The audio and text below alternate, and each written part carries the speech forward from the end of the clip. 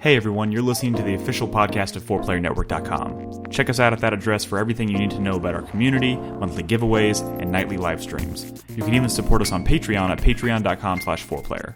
And last but not least, you can catch the live recordings of these podcasts every single Thursday night on our Twitch channel. We hope to see you there. Enjoy.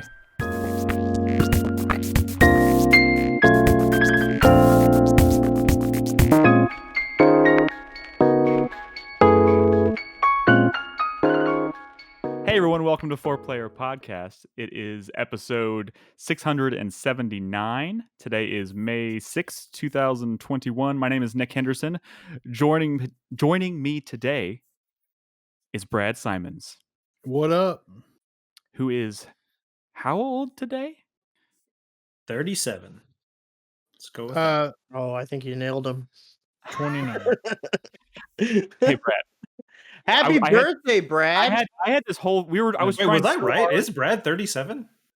He's No. 36. He's at least Who cares?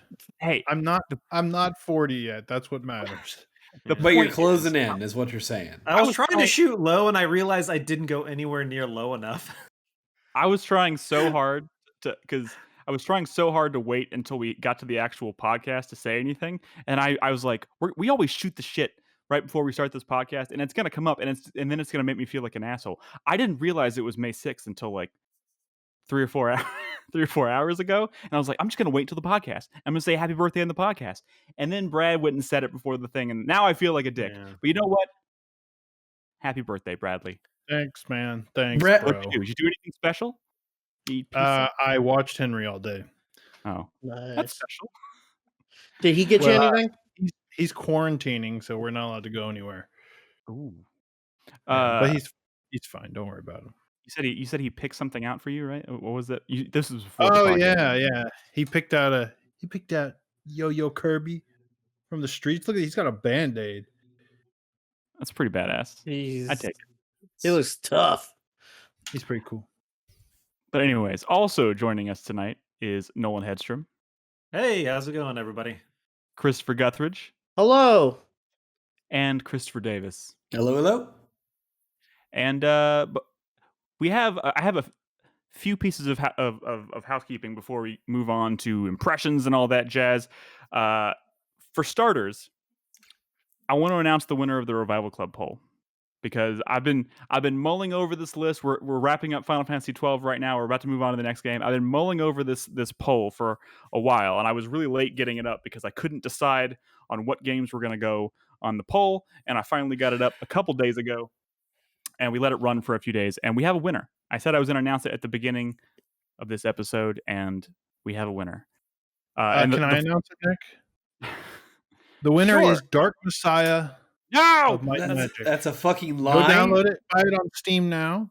I do feel like it's a great game. It's from Arcane Studios. They're coming out with a new game soon, Deathloop, which we're all very excited about. Nolan, can This you is mute kind of him? a hidden gem of their lineup. So yeah, I'm very excited to play Dark Messiah. I'm sure everybody else is. Go download it now. No take backsies. What? I just want everybody to know I only let him run with that because it's his birthday, but that is actually not the case. We ran the poll. I will say this though: Dark Messiah did come in second on this poll, so that's not that does not eliminate it from future Revival Club sessions. But We much- like to try to have at least one fun game on the poll every month, but unfortunately, the fun game didn't win.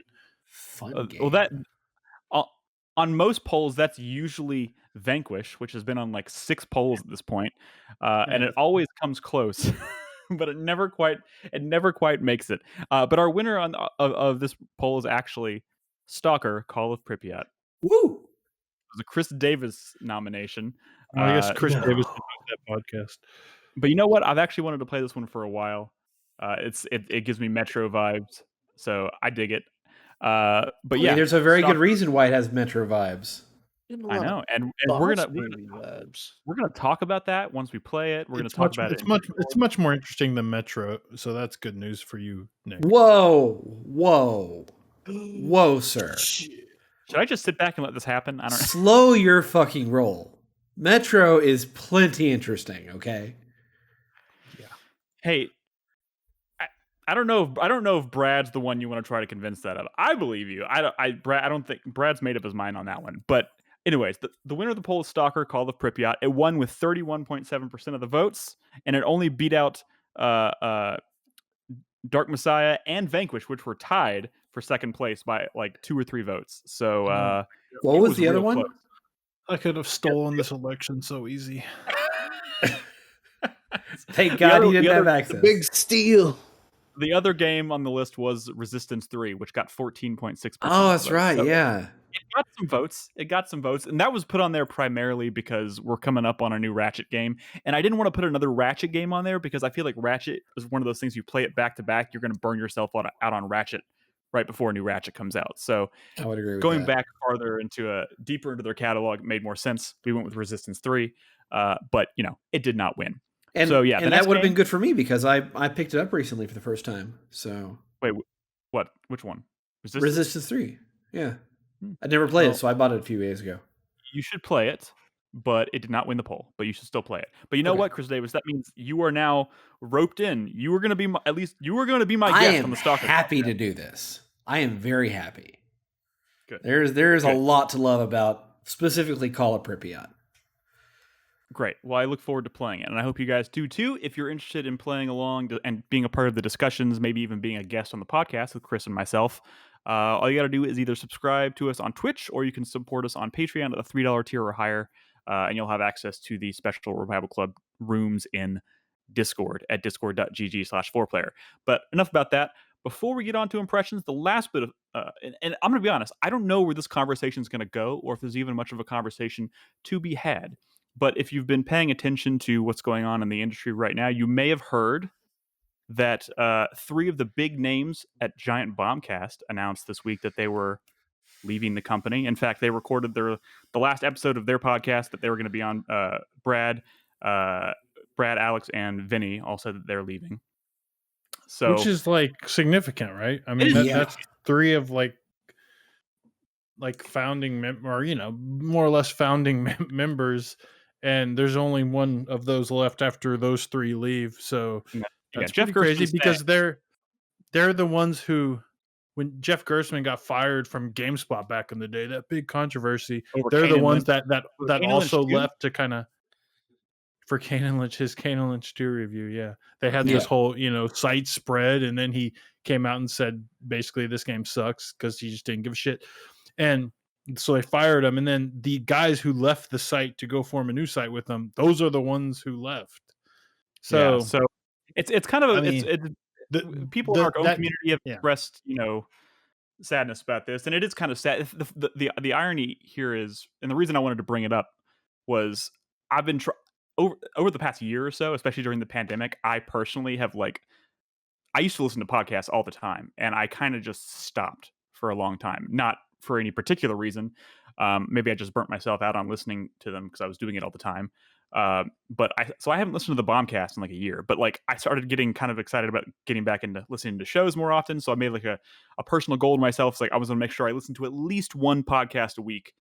And I was this week I was I'm going to jump back into the Bombcast because I've been out of touch with them for so long. And I made that decision yesterday, and then within hours there was the announcement, and I was what the shit is happening? It's your fault. You did this. I kind of feel like it, but you know what? I listened to the last episode that they recorded where they spent a lot of time talking about their history and whatnot, and not really going into detail about why they're leaving or anything. But it just kind of made me think about our situation, which is kind of the opposite, because they spend a lot of time talking about. They've been around for 10 plus years. We've been around for 10 plus years. There's people in their community who grew up listening to them. There's people in our community who have effectively grown up listening to us. But obviously they're owned by what, CBS, I think? Not anymore. Well, no, not anymore. They got bought out recently. Yeah. And I think that's probably a good reason why they're leaving. It's possible. I'm sure we'll find out more about that. To be clear, this is very much not a thing of hey, we're going to leave this company and go start this thing again somewhere else. It definitely had this vibe of everyone's just kind of ready to fucking move on. I think that happens that's happening to a lot of people. The pandemic put shit into perspective, and now people are like, you know what? I don't want to keep doing this forever. And I feel like that's sort of the vibe I got from all these from them leaving, right? Which is Right. pretty crazy. But I just want to be clear, like this podcast probably wouldn't exist if it wasn't for those guys back in the day, because I started to listen to gaming podcasts, and like their podcast over at GameSpot specifically is sort of like the thing I used to listen to all the time. That sort of gave, you know, I don't even me remember the how I idea of discovered like, them, hey, but David, let's go start a podcast. You know, like that probably wouldn't have happened. So, you know, yeah, and you know, to be clear, it sounds like, I mean, Giant Bombcast specifically is going to continue. It sounds like it's going through some changes. Obviously, I don't know what that's going to look like in the future. I still love Jeff Gerstmann, so it'll be great if it keeps going and whatnot. But it started making me think a lot about us and how we've been doing this for so long. But like, we're obviously nowhere near as big, and we have you know, a much smaller, more tightly knit community, I guess. But I don't know. It just made me want to reflect a little bit, because I listened to them for like an hour and a half today talking about how much they loved what they've been doing, but it was time to move on. And I was sitting here thinking, like, me personally, like, I can't imagine myself not, because I just like playing and talking about video games with my friends, you know. So I don't know. It just made me reflect a lot. I just wanted to say something. I wanted to kind of pour one out for the guys over at Giant Bomb and at least mention it. And just say it's kind of got me thinking about what we've been doing and how I'm proud of what we've been doing. Wait a minute. We're in a very totally different situation. Wait, I haven't been paying attention. Are we trying to muscle in on Giant Bomb now? Yes, 100%. Yeah. Brad, Benny, Alex, if you're looking for a job, we can't pay you, but but get over here. But yeah, I just wanted to bring it up. So I wish those guys the best of luck, because they are great. I went back and relived because someone posted the birth of the blinking guy meme, which was a Bombcast thing, and I went and watched that clip again. That's still great. But yeah, just pouring one out for those guys. Hope they land on their feet, and I can't wait to see what they move on to next. Maybe we should sell out as well.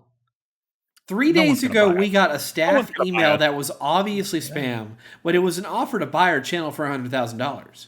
Oh my! Why didn't anyone tell me? I'm sure that was real. Well, the fact that it was one line of text that was Times New Roman and had nothing else, I certainly believe it. I sounds legit to me. I don't even care if it's a scam. Let's do it.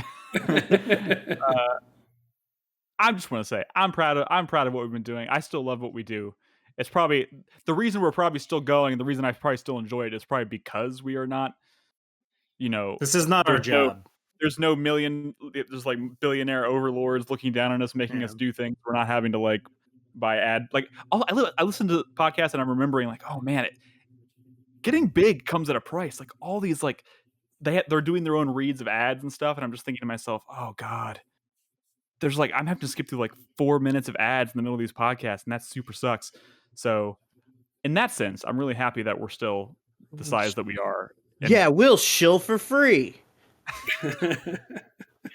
anyways, let's talk about video games. That's what we're here to do. Let's talk about Returnal, out now on PlayStation for 69.99. I'm sorry. I don't have an ad. I don't know what I'm doing. Let's talk about fucking Returnal. Has anybody here, besides myself, played any Returnal? Brad, you said you started it last night. Yeah. So me. Wonderful. So roll that sweet footage, I guess. Hold on, Nick. I want to interject because I have not played this game. Answer me this. This is a Nolan game, I think. Is this the first true PS5 game? What does that mean? That's what I've heard. Souls? You know, that's a remake of an old game, and Miles Morales is an expansion. It's a He's not wrong. That's true. I wouldn't call it an expansion. I would call it a smaller scale. I got you. I can't expand my PS4. But Well, hold Do you on. You wanna can know play some Miles funny shit? Morales on the PS4 though. You can't play this on a PS4. This is Wait, unrelated, yeah? but speaking of these new consoles and not having much many games into this generation first, you know the first party game to release on an Xbox was made by Sony. Wait, what? Wait, what? Wait, MLB The really? Show is made by Sony, and it I came out on the That's on Xbox. Xbox? So technically, it's the first party game to come out for the Xbox. That's fucked up. okay. That Holy is fuck. I didn't fantastic. even The know first that party is Sony. franchise. I didn't even know You that know what? franchise was cross-platform. It never has been. It This is is the it is first now. year. It is now. Wow. And it was on Game Pass. It Wow. cost $70 on PlayStation, and it was on Game Pass. I don't know what kind of deal they had with the MLB, but literally a Sony studio makes that game. So Wow. fuck. Yeah. That's real fucked up. That's Yeah. pretty damn funny. But you know what? Nolan's question is kind of serious, also kind of baity. But you know what? Maybe it's a good place to start because I did not have a lot of expectation going into Returnal. Other than I have a brief history with Housemarque games. I've never been huge on like bullet hell games, and that's kind of their bread and butter. The last game I played by them was Outland back on the Xbox 360, and that was an Xbox Summer Arcade Sure. Yeah. game, I Yeah. think, which I loved. I love that game, but that's also like a 2D side-scrolling platformer, and I don't know, it resonated with me. I like it, but I haven't really played anything from them since. And Well, this, I've played my fair share, and there's definitely some good stuff in that history. And you could I see a lot of that DNA in this game as well, even though it's this big fancy 3D game. But yeah. DNA. yeah, and so I've played this now, pushing like 16 or 17 hours, and going into it, it seemed to me like, oh, this is gonna be the game that just kind of keeps me busy until Resident Evil comes out. Right now, I'm like, do I even have time to play Resident Evil because I'm kind of super addicted to this game? Uh, but and you're gonna see a lot of because this is a roguelike. I've never been a huge roguelike fan either, but last year Hades really kind of turned me on to the genre, and I think specifically it's roguelikes that have like a really cool contextualization to like the loop, right? Something in the story that kind of explains why you're doing things over and over and over again. Sure. When you have that context, I think it's kind of an amazing genre, and it kind of makes me more interested in playing other games that maybe I've overlooked, like maybe Rogue Legacy. I've heard a few people recommend that. Obviously, I'm enjoying this, and I see a lot of people. Crispy popped into my stream the other night to make sure I was aware that I should be playing Risk of Rain 2. Risk of Rain. Hey, Risk of Rain 2 is a pretty good game, and Right. it's kind of doing a lot I of the will same say- stuff that this game's doing. If you're looking for another roguelike that has a strong like story element that builds from run to run to run, I've heard like Children of Morta, I think it's called, is really Oh, good at yeah. that. And that's on I Switch as well. So Yeah, so I'm now I consider myself kind of a fan of, or at least an early fan of the genre. I'm getting into it, but yeah, I wouldn't go that far, Chris.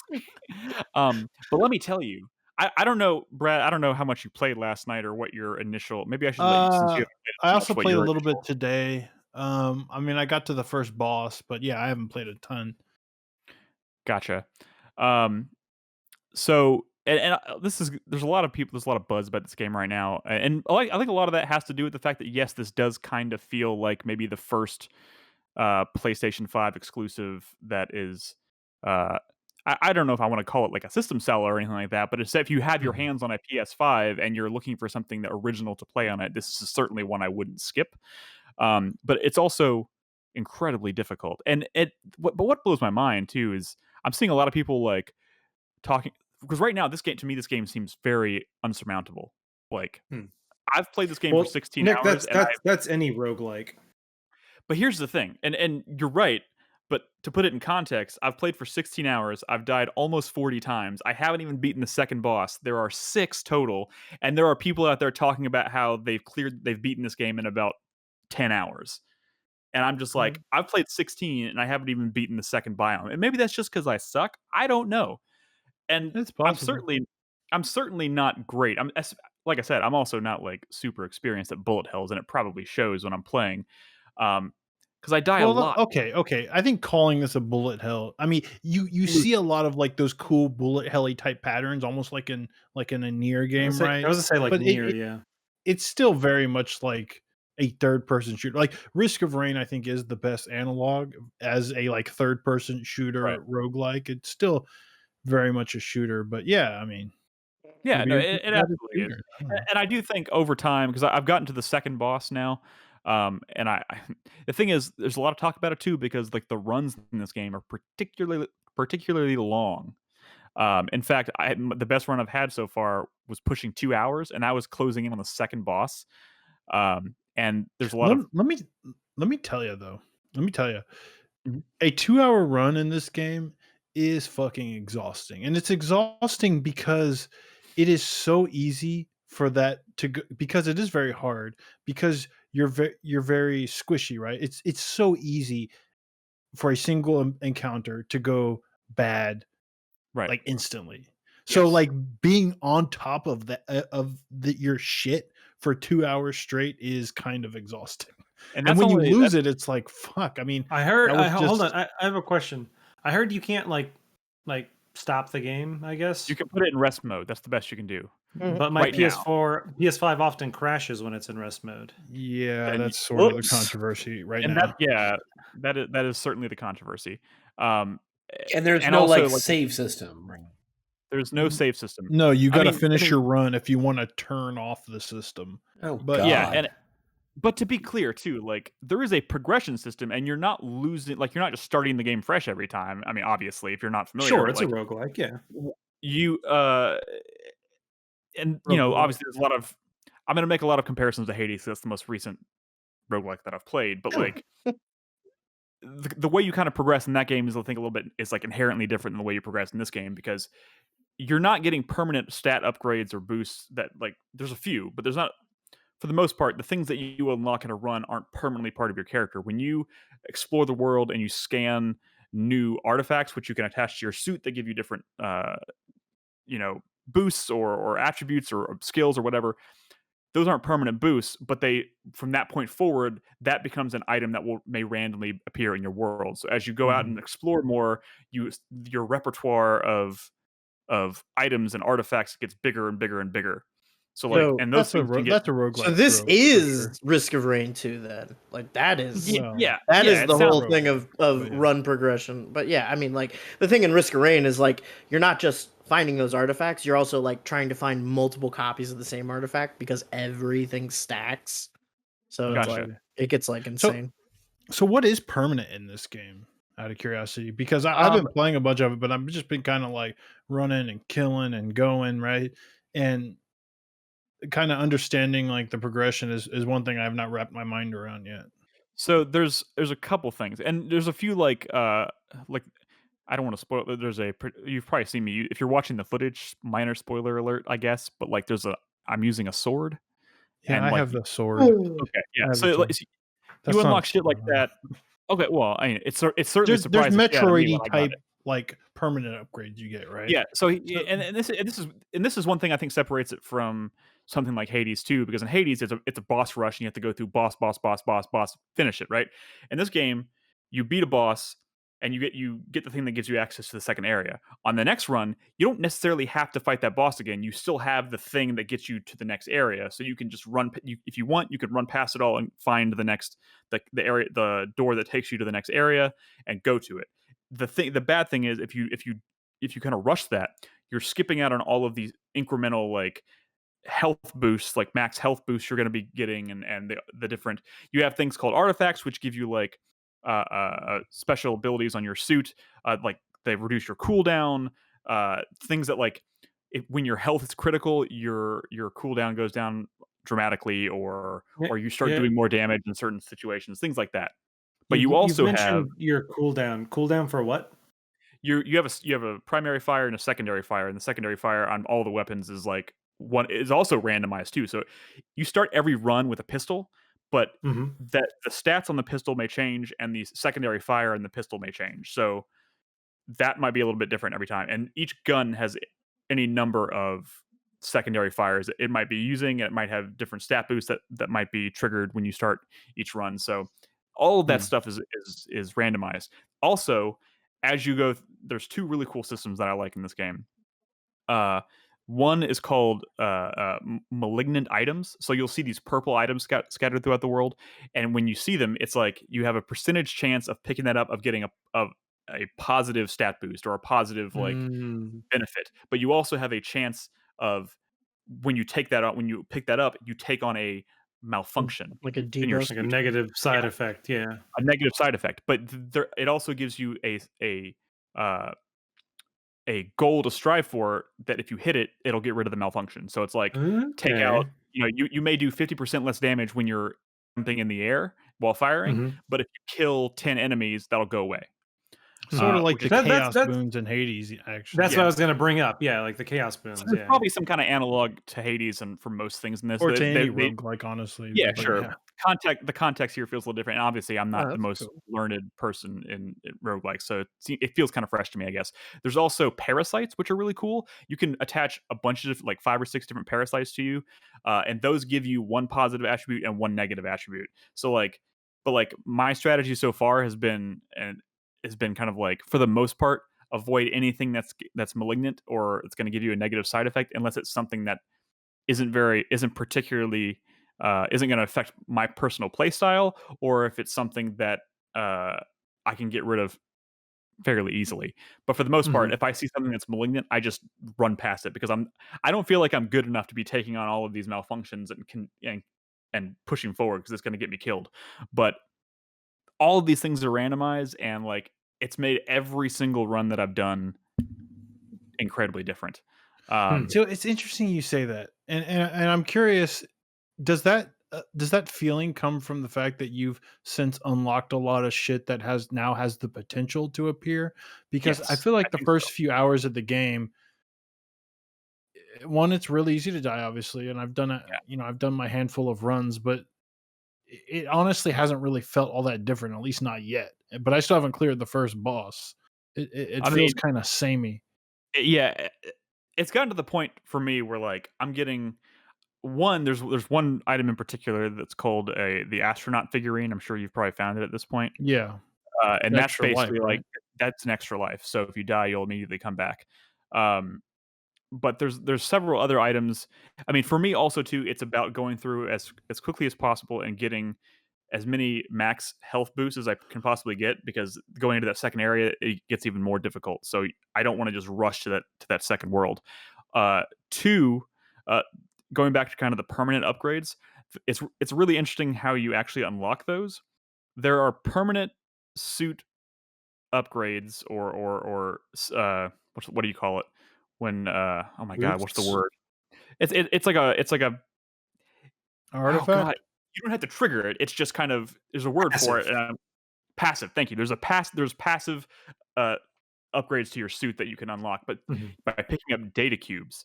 But the only way you can actually trigger those once you're carrying a data cube is to insert it into this receptacle. But the only way to get to that receptacle is to beat the first boss in the first area. So you have to Hmm. kill the first boss. You have to basically say, okay, I guess I'm going to challenge this first boss and risk dying and fucking up the Yeah. run So to get past him and so put it in the receptacle. But so okay. that's So a no, permanent upgrade? Yes. so another question then. So say you beat the first boss, you unlock the shortcut to the second area, right? Hmm. If you find another data cube to unlock it, do you have to beat the boss again? If you want to actually get the benefits Gotcha. of the cube, you have to go fight the first boss again. Huh. And also, I noticed this too on there's a run I actually have paused right now because after I was recording this footage, I just kept going because, like Brad was saying, these runs start to feel really long and really so in that second area, you're trying to scale this mountain, right? So I did that. And I scaled. I was like 2 hour run. I got to the top of the mountain. I fought the boss. I died, and I was like, "Oh my god!" The thought of doing all that is crazy again. But apparently, so when you go back the next time, you go through this like desert area and then you get to the base of the mountain. But when you get back to the base of the mountain, suddenly there's this thing that teleports you to the top of the fucking mountain. So I didn't Mm. have to go through all the rigmarole inside the Mhm. actual mountain to get there. But you can if you want. If you want to like try and get all of the new stat boosts and Mhm. randomize items and whatnot as you're There's climbing there's it. always a benefit to exploring the world and stuff to collect And a things. risk. Yeah. Yeah. So Yeah. it gives you a lot of choice and like it seems like they're fitting in lots of ways to like in your head you're probably thinking, "Man, this is going to take me a long ass time to beat. But then as you progress, they start adding things that make it each run potentially shorter and shorter. Also, I So I don't imagine know. that I don't know if happens it continues that way. as you get newer Metroid style abilities, right? I would imagine so. Yeah, because I know at the end I've of the seen like second little area. grapple points and shit Yeah, that I'm not able to. I've also heard. I was kind of looking up like pro tips because, like I said, this game is fucking hard. But like one of them was once you beat the second area with the Crimson Wastes, never go back. So it sounds to me like if you want to get extra like health boosts and shit like that, of course go back, but it's not required. So like theoretically speaking, it sounds to me like once you beat that second area, you can just go from 1 to 3 if you want. Uh, so there's a lot of options, there's a lot of choice, and I don't know. It's and I the will say, combat at the base of the combat is just a hell of a lot of fun. It's super snappy and super fast paced. it's fun, and the this is a PS5 game, not a PS4 game on PS5 or whatever. So like Right. the controller stuff feels really cool. Oh yeah, all the this is All the stuff. this is the first haptic game. feedback and stuff. This is the first game since Astrobot that has kind of done the rain feeling on your hands, like because it's constantly raining in one of these areas, and you can kind of feel like the very light, like pitter patter of rain on the controller every once in a while. So that's a plus. But yeah, it does a lot of cool stuff like that. How are you enjoying the story, Nick? Dude, the story's pretty. I mean, right now it's like Groundhog's Day. Obviously, it's like she crash lands on this planet, and she's It's having not Groundhog's Day, okay? Groundhog's Day Right. was a nice I breezy think comedy. I think Right, right. this yeah, Edge of this Tomorrow. Yes, Well, actually, Because not only unlike- is not it Edge of doing the Tomorrow, repeat, it's not looping. dude, like the monster designs are exactly like the monster in Edge of Yes. Tomorrow. But it's not looping. You're not reliving the same day because you're finding your dead bodies. yeah. So, like, that's the Well, cool thing. The previous I think that's still I think it's exists. actually. So here's the thing, man. I was talking. Okay. Wait, have you played this? I was talking to Carlos a lot about this game earlier, and he Oh, told me wow. like everything about how it ends, like where the story goes, and like like what the big Motherfucker. twist is at the end of it. Okay. Just be, take your time, Nick. Just enjoy it. Just enjoy the game while you're here, I am because enjoying it. that ending I think is gonna throw a lot of people. It might, but I think it's gonna buck a lot of people. It's sure. not. But a lot of games do. No big Yeah, deal. I guess. I mean, not all games are gonna nail the ending like Hades. But I think they make a very bold choice. Not like, oh, we just kind of like fumbled the ending, or like we just didn't care. I think they had a very specific idea. They went for a very like bold choice in a very certain direction, and it is divisive. Yeah. I mean, I would say not good, but yeah, it's divisive. I mean, that's sure. Like, Hey, dude, But you're talking. I think the person whose favorite show in the entire world is Dexter. Come on. I think the story is more about kind of, it's very dark and mysterious and you don't know what's going on. So kind of the way it's unraveling as you play it from run to run is sort of what makes it interesting, not necessarily I think what's it's actually like, happening. like the lie of the it. first time Yeah. you see a modern like house just like in this alien environment, that's just a cool like visual, Yeah. right? Yeah. And then And it's like you can't get into that house, and you eventually get a key to get in that house, and then There's some modern story stuff houses in happens. this game. Yeah, That was so in I the don't know if you're watching the announcement. footage, but like one of the first things you're going from area to area in this like alien forest, and then all of a sudden you see Mhm. this house, and she's been having every time you die, it shows her crash landing, and she keeps having this like vision of this like astronaut that's like following her around and like stalking her in her dreams and shit, and she's having flashbacks to this house in this like on this like prairie or whatever from her childhood or something, and it keeps flashing, and all of a sudden it's like on fire. Something in her past happened, and you have It's these like very moments that evil kind of, within. yeah, they have these like evil within moments where you go into first person and you go into the house and it's creepy and you're hearing all this weird shit. And then there's the astronaut like looking at you through a window and you're like, what the fuck? So I feel like, I don't know how I'm gonna like the ending, but I can say this seems to me like even if they fumble the ending, it kind of seems like the journey might be the more important aspect here, because it's the way they're telling it is compelling. I don't know how. If I have one more bone to pick though with the game, again from my experience, this is gonna probably change. Well, we'll see how it changes. But and a lot of roguelikes do this, but there's a lot of like room reuse, right? So like when Mm. Yeah. you'll go into a room and you'll immediately know the layout of the room because you've been in that room before, and maybe the enemy Right. layout will be a little bit different. And, you know, Item Hades layout, is like enemy the layout. same way, right? Right. Like the it's not that every asset is randomly generated. Someone handmade the rooms, and it kind of mixes up the order of the rooms and stuff, right? But Right. in Hades, you don't really feel it the same way. Maybe because it's very flat and because the level design is not really the draw or the highlight. But I feel like here, because you have a lot of like movement abilities and because it's very, you know, 3D and dynamic, like almost Metroid Prime, right? Like I Yeah. feel like the level design is one of the highlights. So the fact that like the reuse kind of wears on me is a little bit of a bummer in a way that it isn't in some Mm. other roguelikes. And I'm That thinking to makes sense. myself, like, I feel like the people who are just Like, naturally, like, really good at this kinda game aren't gonna have that kinda issue because they're not seeing the environments nearly as many times oh, as come someone on. I yeah. want to see the pro who just like plays through this game. Oh, Dude, this is a dude, cool action game. Oh, this was a roguelike? I'm I gonna be just thought it honest was a dope shooter. I'm gonna be honest, I don't know if I believe this person, but they did post, like, a screenshot on Twitter because so here's the deal, like, Housemarque posted a patch yesterday, right? And, the patch suddenly had all these problems where it was deleting people's saves, so they pulled the patch, and then they were like, "We're gonna fix it, and we're gonna release a new one later."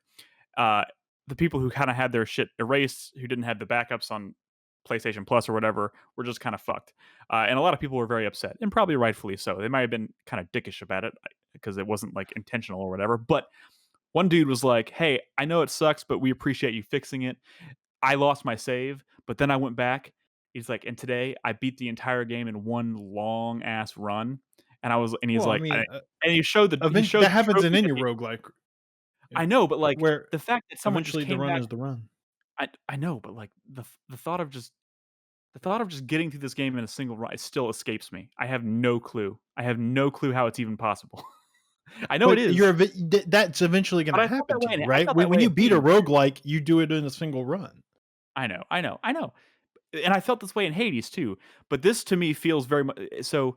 I hate to evoke this comparison again, but like, Hades is a pretty accessible game. Obviously, it's difficult, but like it has a very nice build up and whatnot. But like this feels like maybe like if you want to, it's like the Dark Souls of of Okay. roguelikes, just in terms of being like brutally difficult. And like I remember the first time I played a Dark Souls game and I didn't know what I was getting myself into, and I was like, how do people beat this? I don't understand how people finish this game. And I'm having kind of flashbacks to that. Of course, I have gone on to now play a bunch of Souls games and it's no longer a thing for me. But like I'm very much feeling that right now because every time I die, I'm getting Sure. more and more self-conscious because I'm like, how are people doing this in one run? I can't even beat So, the second Nick, boss. I would say like one of the games you had brought up earlier, roguelite wise, is Rogue Legacy. Right. That is a game that you were mentioning. Oh, 10 hours to beat, blah blah blah. However many you're however many hours into this, and you haven't beaten the second boss yet. I think the first time I beat Rogue Legacy, the first time I played Rogue Legacy, it took me like 10, 15 hours to even beat the first boss. It's one of Okay. those things where most roguelites, especially like this, just exponential growth. It's one of those Yeah. things where it takes you forever to kind of get started just because your baseline starts low and you start building up not just physical your character getting like I guess in this case suit upgrades or permanent buffs or whatever, but it's also your hands and your brain learning how the game works, and so Right. you just get better at interacting with the world as time goes on. So it not only is it you are better at the game, but your character is stronger, and so it's you have an easier time already being better. And so it always is, like, especially with most roguelites, it's exponential growth. Yeah. Oh, and And so it's one of so I wouldn't say don't feel like bad about dying a bunch. It's one of those things where, like I said, I don't know if I have a Rogue Legacy death count, but it's probably insane. I mean, this is also the age of social media where everyone's talking about it and it's just making me self-conscious. But here's the thing, at the same Well, time, I think I'm it's loving the because this hell is out of more it. of a skill-driven one, and like the perma progression is very light in this, as Yeah. opposed to like Hades or Rogue Legacy, where you're just way stronger of a That's true character too. by the time you beat one of those games. Here, you're just gonna have Uh, to probably yeah, get good. But a lot of roguelikes are like that.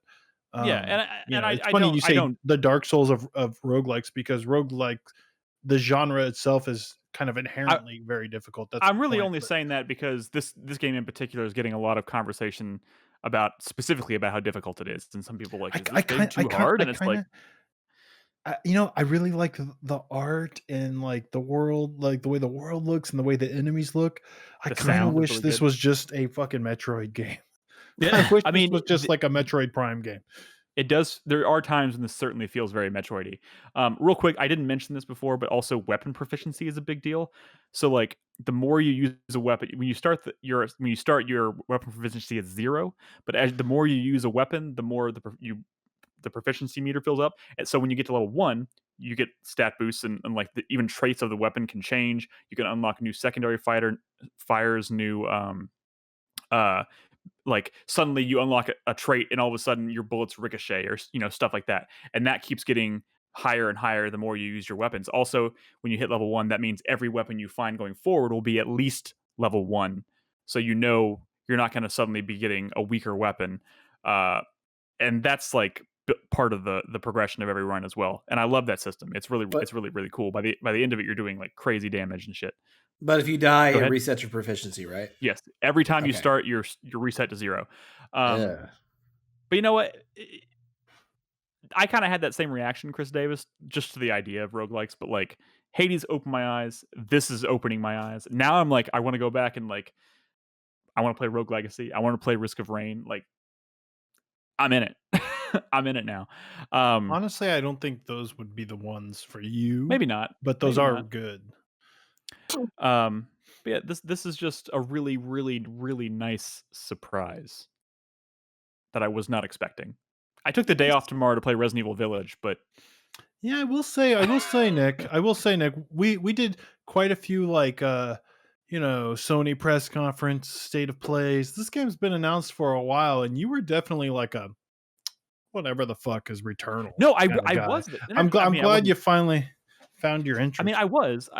This is a game that I think maybe not click for a lot of people until they have a controller in their hands, because it feels amazing to play. Sure. And the fact that like the load times are like instantaneous, and like you die and all of a sudden instantly you're like literally like you get hit, it cuts to black, and then all of a sudden you're watching the ship crash again. I was impressed by that earlier in the footage when I saw you die, Nick, and I for a second I thought you had like reloaded something or the footage had like looped or something because of how quick it is. But yeah, it's pretty cool. All right, we can move on from Returnal. I highly recommend checking it out. It's hard as fuck, but it's good. Nolan, you wanted to deliver your final thoughts on It Takes Two? Sure. I originally on the doc had written A Way Out, but I meant It Takes Two. I constantly do that. It was funny because when I updated the doc later on that day, I went for a walk with Bernadette and the dogs, and we were talking about it, and I was saying, I don't have a whole lot to talk about on the podcast. I just put on there that I had finished A Way Out, and as soon as I said it out loud, I was like, fuck, I did it again, because I just keep calling this game A Way Out. But yeah, so Bernadette and I finished It Takes Two. What's the verdict on the book? Say, the book is bad. Go easy though, because go easy, because I feel like the way this game ends means a lot for how I feel like the way this game ends is the thing I'm most curious about. So don't spoil. I'm not gonna spoil the ending, Brad. Okay. I will say that the ending was satisfactory to me. I'll say that. Cool. But I will say that the whole way through, all of the level design and items and mechanics are fantastic. Like it's not one of those things. Yeah, it's not one of those things where eventually I felt like it got old. I enjoyed it the whole way through, and it's just every single section has some new gimmick. Robin and I finally started it, and we got through the boss where you fight like the toolbox. Sure, dude. So with the nail and the hammer and stuff, yeah, it's so good. Like, I'm glad we're playing it, because I feel like Nick, after that, you never see a nail and hammer again, but you get completely new abilities, and it changes everything. Are you in the same? Can I ask a logistics question? Are you all in the same room when you are playing? Me and Robin? Yeah. Yeah. Okay. Why? Are you not? Well, no, because it has online co-op, and I was Just wondering if y'all Yeah, are but she doesn't actually. have a PS5. Yeah. Oh, I guess that makes sense. Technically, she could play on your PS4 and you could play on your PS5. Technically. Eh, I try. But I couch co-op is I tried fine. to get her. I was like, we can play it like the theater room upstairs and like have a huge screen. It'd be great. But that my PS4 is hooked up there, and that means I wouldn't be able to play with the DualSense. And True too. one of my DualShock 4s has like a 2-minute battery life, so Nice. that's not happening. I will say that one thing that, and speaking of Brad being able to play it online, it kind of shows one of the problems with this game is that if there's ever something that it takes two to accomplish, what would happen is Bernadette, me and Bernadette didn't go through this whole game. You go off and do your own thing kind of when you're exploring new areas and stuff. And I would find something and I would jump up on it and it would be waiting for her. And it's just, I played as May most of the game and it would just be her hanging there going like, over here, Cody. Come on, Cody. Let's go, Cody. Like just over and over. And it's like, shut the fuck up. I know. And clearly they built it that way for if you are playing not in the same room with each other. So that the other character knows it's time to go. But when you're sitting next to them, both of you now have to listen to your character bitch, and both of you are aware of what's going on, and it's just kind of annoying. And I really wish they maybe would have eliminated that when you're playing locally, because there's no reason for your character to shout that when you're local. Can't you just kind of let Malia go has to until listen to both the character and me going, "Come on." But yeah, overall, all of our expectations, everyone's saying it's like 14, 15. Yeah, no, it is not a short game. Like every time we got to a new area, I was like, this is probably the last area, right? Nope, it keeps going. It is a meaty game, and it's worth playing, especially like I said, because it's you only need than one Resident person Evil needs 8. It's maybe it yeah. But yeah, after even playing it for like an hour and a half, like we've done so far, I'm already thinking like this feels like, just as far as like variety goes, I feel like other games this year are going to have a hard time competing with something so like it's just it's so like diverse. I said, I don't feel like many of the areas and their abilities were like lackluster. You would think that in a scenario like this, where they're constantly giving you like new things, that like, oh, a couple of them weren't that good. I thought they were all really good. They all like suited the areas very well. There's like a musical area. There's area, like I said, I've talked about it before, the areas where you change sizes and stuff. I don't think any of them were just like boring, like, oh, I hated playing as that ability. I thought they were all really good. Is It Takes Two the best 3D platformer since Super Mario Odyssey? I'm sorry, I don't. Ooh, that's I don't think I'd go that far. Yeah, this doesn't even feel like a 3D platformer in the same way. Yeah, I wouldn't describe this. I would describe wall this jumps more and shit. as you do wall jumps. Yes, that is correct. I would describe this more of a puzzle game than I would a 3D platformer, a cooperative puzzle game. I would, liken it to Portal 2.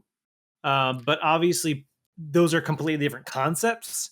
Because obviously Portal 2, you're thinking with portals, whereas this, it's fairly obvious at the end of the day what you need to do with your powers when you get them. It's like, oh, you can now do this, and it's like, oh, well, I now know how to solve this puzzle, because it's a new power. Seeing all the different ways they find for every single.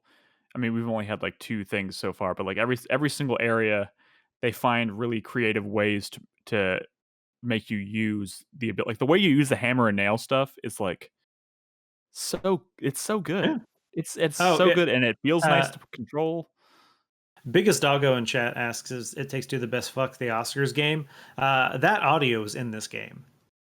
Yeah, I heard the about audio that. clip of him hidden, saying though, right? that is in this. Yeah, it's kind of hidden. You have to kind of find it. There's like a section where you find like almost like a telescope, and when you can look at constellations, and every constellation plays some audio, and one of them is the audio of him saying that. Yeah. All right, I'm gonna make sure we look for that. Robin's probably not, because she doesn't keep up with that kind of stuff. She's probably gonna have no clue what what's happening. But I'm gonna make her listen to it. It's gonna be great.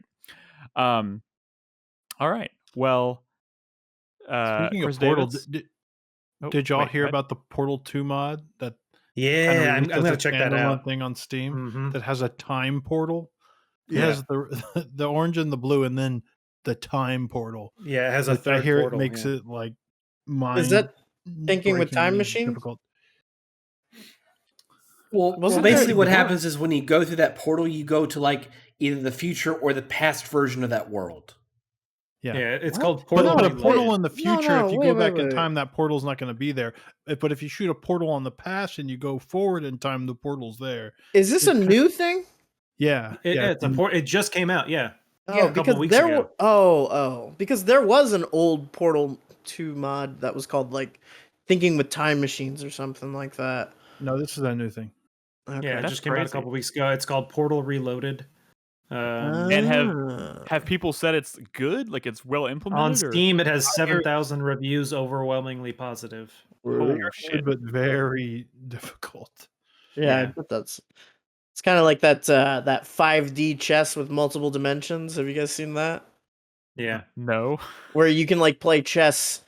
You can basically play chess and rewind and create alternate timelines and then like make plays across different timelines, and it's impossible. Like I can't I barely understand chess, and then you put like 5-dimensional time mechanics into it. It's just like, it's really funny that somebody went through what I'm sure was a lot of trouble to make that game.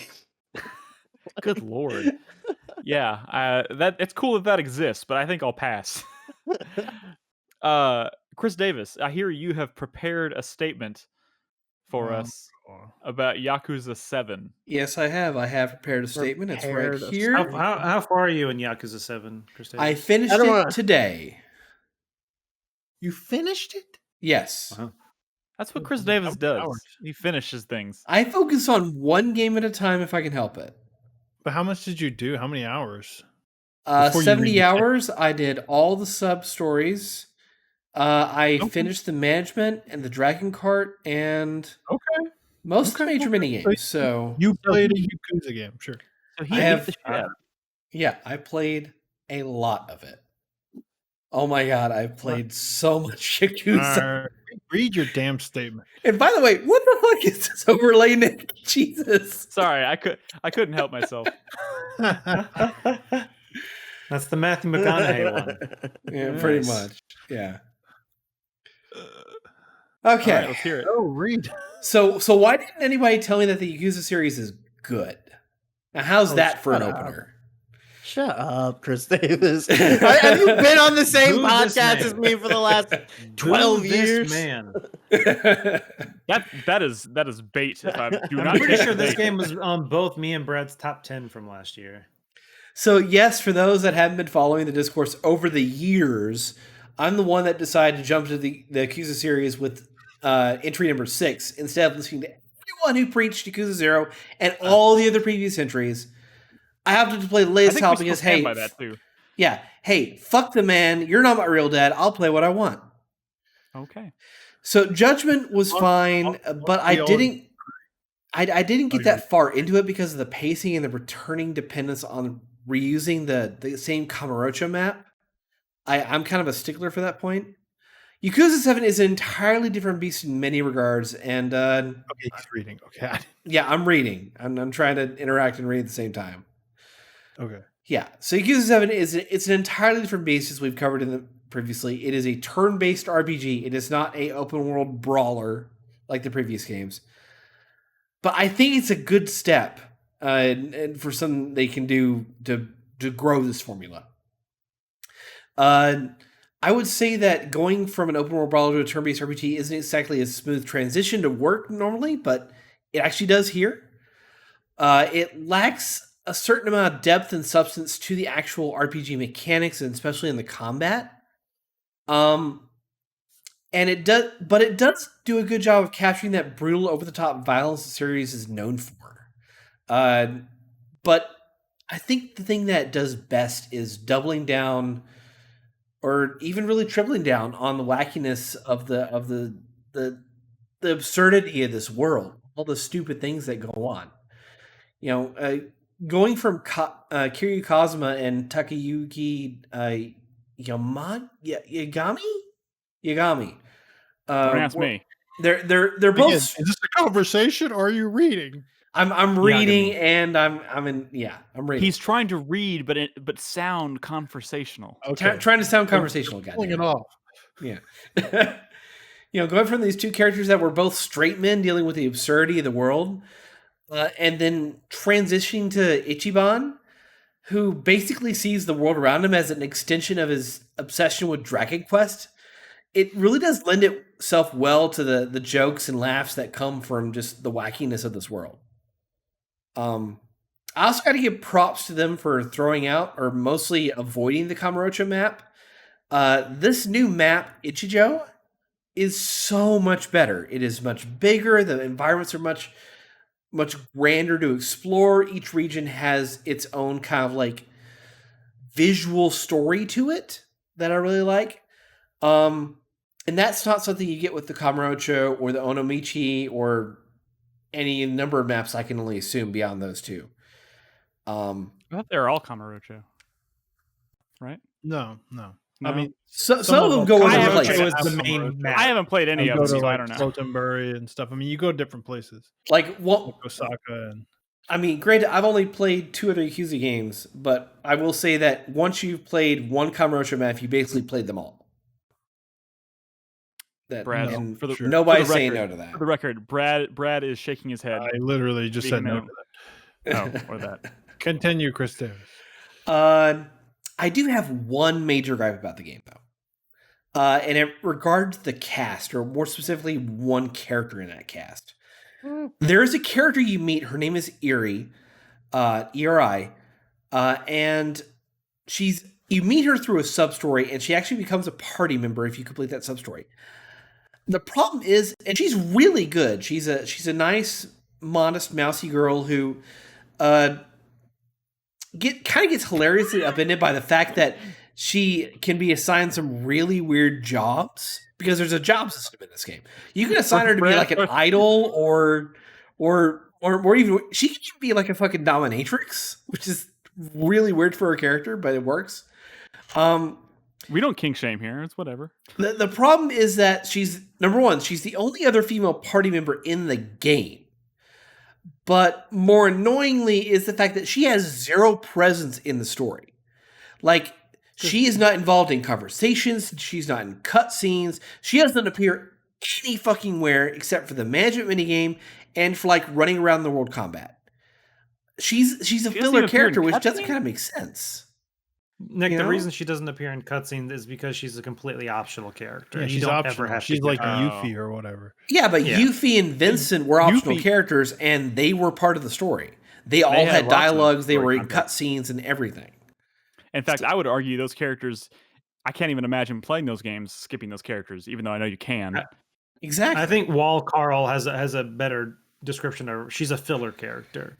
It's one of those things where I could have seen them just not including her at all in the game. But I'm sure they just wanted you to have a second female character in your cast. I mean, correct me if I'm wrong. It sounds to me like Chris Davis really liked her and wanted her to play a more significant, which I can understand. That seems like kind of a bummer. I mean, it is that, but it doesn't make sense that she can be so present through most of the gameplay and just be completely absent in the story. I'm just. I mean, how they handle that is your party is irrelevant in cutscenes. Like your party for combat is almost irrelevant to the game's story, and it's as you go through the game and progress and cutscenes happen, whoever needs to be in that cutscene shows up, whether they're in your party or not. And when that cutscene ends, whoever was in your party is now there. That's kind of how they handle it. Yeah. I understand that, but like after a certain point, I just stopped using one of the main characters, Nanba, after I got Eri, because Eddie, because I turned Psycho into an idol, which made her into a mage, which she was great for really healing and doing debuffs and stuff like that. It's like whatever, whatever. I'm not pronouncing these names right. Whatever, but. It was disappointing that she didn't have an input, and I think that's something they really need to work on with the next game. But beyond that, I only have a few scattered minor complaints. And it's on little things like, enemy spawning patterns that, you get to a certain corner of a map and they'll just start spawning like right next to you practically. Pathing issues, like your team and enemies will kind of get caught on geometry and walls pretty often. That's the downside. That's the downside with having the game being turn-based, that you can't control your character's movements. Sometimes they accidentally get caught on things and don't really know what to do, and they'll kind of just like teleport out of there to kind of get away from it. Yeah, and if an enemy like gets too far away from the battle zone, they'll just suddenly respawn towards the middle of the combat area. So it's kind of weird. Also, the sub stories, like after like chapter 10, they really start to dry up. I kind of wish they were more equally distributed. So every chapter I have more to look forward to, instead of just like at a certain point, all I got to do is just shotgun the story. It starts to become like laser focused. I think the idea is that you don't binge the sub stories. You kind of play them as you progress through the main story. Yeah, you're supposed to kind of play them as they come. Yeah. I mean, I get that, but the fact of the matter is that if I go look on the map and I see a blue conversation icon or a white conversation icon indicating a sub story, I'm going to want to go do it. I'm going to want to do it as soon as possible. Because why the fuck not? And again, all this is stuff they can fix in, with some feedback and thinking about an eventual sequel. And I kind of had a thing here to talk about Yakuza 8. I don't know if we want to really go into it. Give us the brief thoughts. My brief thoughts are that it feels like 6. I'm not certain if the studio wants to actually make a Yakuza 8 at this point, at least from a narrative perspective, because 6 is about wrapping up Kiryu's story, and 7, like how the story plays out, it feels like a conclusion to the entire saga. So they gave you a couple ideas as to where they can go with it, but it feels like they just put a bow on it and they don't know what to do next.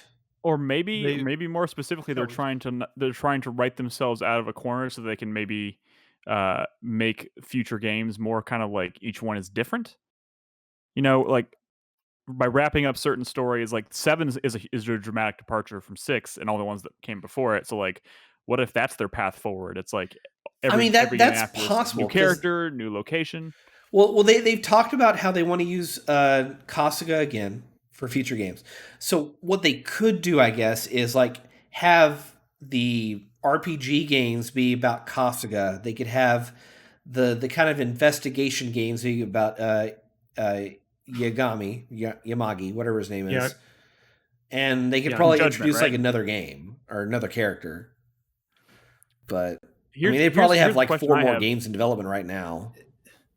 Every Yakuza story feels like it's kind of the end of the story. Things are kind of wrapping up, moving on from the Yakuza. It's like one of the themes of this series, right? So like every game kind of feels like, Kiryu's finally moving on, right?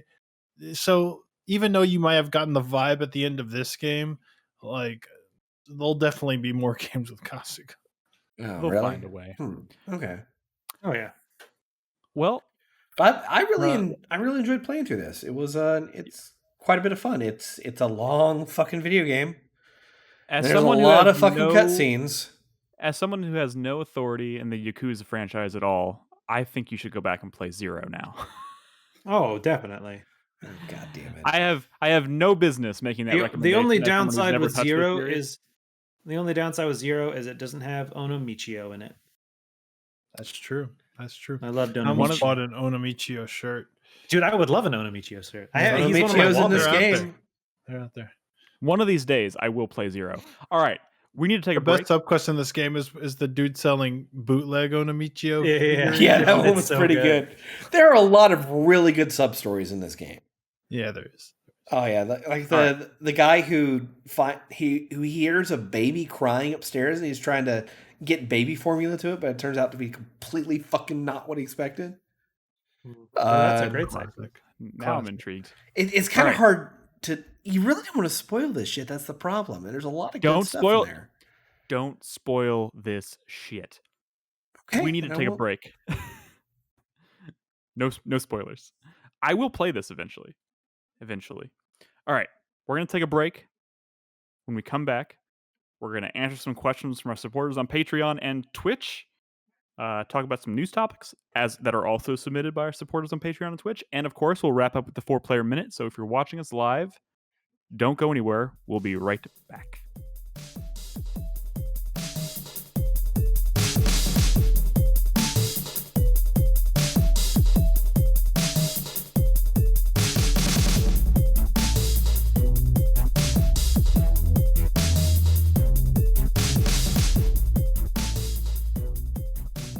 Welcome back, everybody.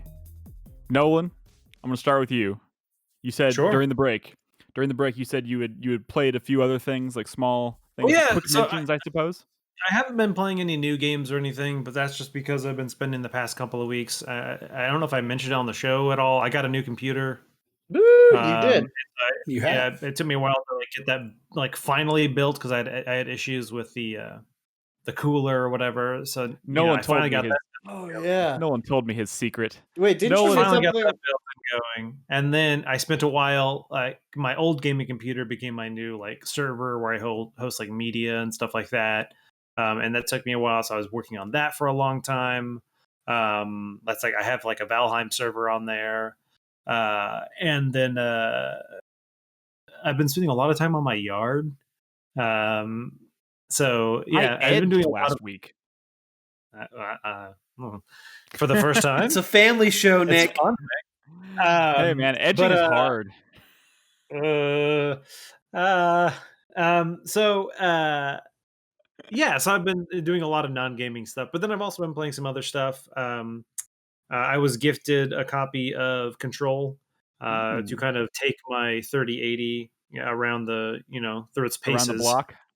Yeah. I've done I've played a bit of Control. I don't have a 4K monitor, but I do have. I've never played Control before, but I do have a 4K TV. So I did a bunch of trial and error with that, trying to play it in 4K. Obviously, even when you enable fucking ray tracing and stuff, even the 3080 can only go so far with good frame rate. So you have to. And this is my first time interacting with DLSS, and I didn't realize that when you enable that, it lowers the resolution. I guess, and maybe if some of our community members are smarter, they can talk to me about it or something more. But yeah, apparently resolutions get lowered when you use DLSS, but the frame rate gets a huge boost. It's more meant to maintain frame rate than actually boost frame rate, but yeah.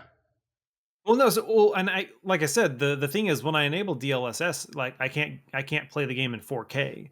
It lowers the maximum resolution down.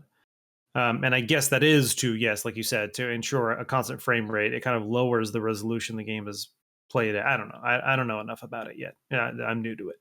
But yeah, so playing some Control. And then obviously, I'm still playing Warzone almost daily. I'm still having a lot of fun playing that with random people and a couple of friends I've met along the way. Never would have guessed, but it's also a pleasant surprise, Nolan. I have fun doing it. And the funny thing is I was actually having a conversation with a random person last night that so many people when I play this game, when I kill them and you get the audio, they're so mad at me, but I'm just having fun. When people kill me, sometimes I'll kind of oh, you got me, but I just have fun playing it. I don't care if good guy or whatever. Hold on. The "whoa, you got me" can be taken in different ways. Is it the "whoa, you got me" and then you punch a hole in the wall? That kind of "whoa, you got me"? No, sometimes I'll literally do this, Brad, when I die. Just but for they fun. can't see you, Nolan. No, they can't see me doing it. But often I'll say things to them "Oh, you got me, bud," or "Way to go." I'll say stuff like that instead of them calling me words I'm not going to repeat on this podcast. And that's just saying something if you won't repeat them on this podcast. Yeah. So yeah, dude, it's just I don't know. And thankfully the guys I end up meeting last night, we ended up partying up just because they were looking for someone because they had mics or whatever, and they were just there to have fun too. You don't take it so seriously. I'm sorry, calling this Nolan's wholesome I don't know. Well, so and This I is think wholesome. honest, and I don't know if it has anything to do with the fact that me and Bernadette watched Ted Lasso, but he just has such an optimistic attitude that it kind of makes me happy and makes me want to be more optimistic too. Did you I have Highly never thought recommend. Call of Duty Warzone would be the game to bring people together. What's up, Chris? Did you play the event? The Verdansk event, the 84 or whatever with Adler Yeah. and stuff like that. Or? Yeah. Yeah, I did. Okay.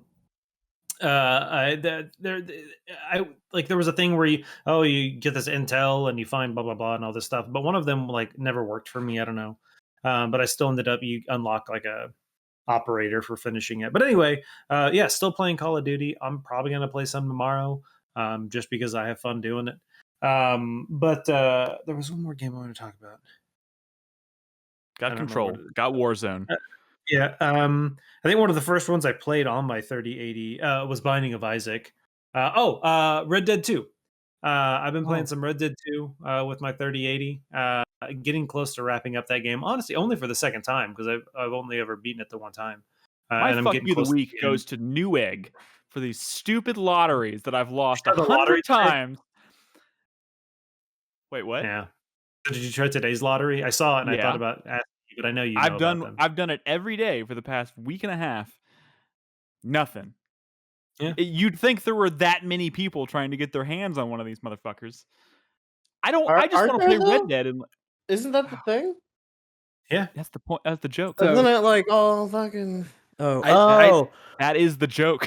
I just missed where it was funny, Nick. You're right. Sorry. I'm not very good at the funny, so I didn't want to break your heart. What's that, Wait, what? I was going to tell Nick, I didn't want to break your heart, but today Linus Tech Tips did another verified actual gamer thing where they were selling GPUs, but like there's no way you would have gotten one. So I didn't. Nick, yeah, it's how it works is they fucking post a video and somewhere in that video there's like, oh, quick, if you're a real gamer, go here and do this. But it's the same fucking thing as Newegg and everything else. Everyone knows now that Linus does this, and so everyone waits for him to post a video, scrubs through it and finds where he does it. And by the time you even know the video exists, they're already all gone. Yeah. The good thing about what he's doing. Yeah.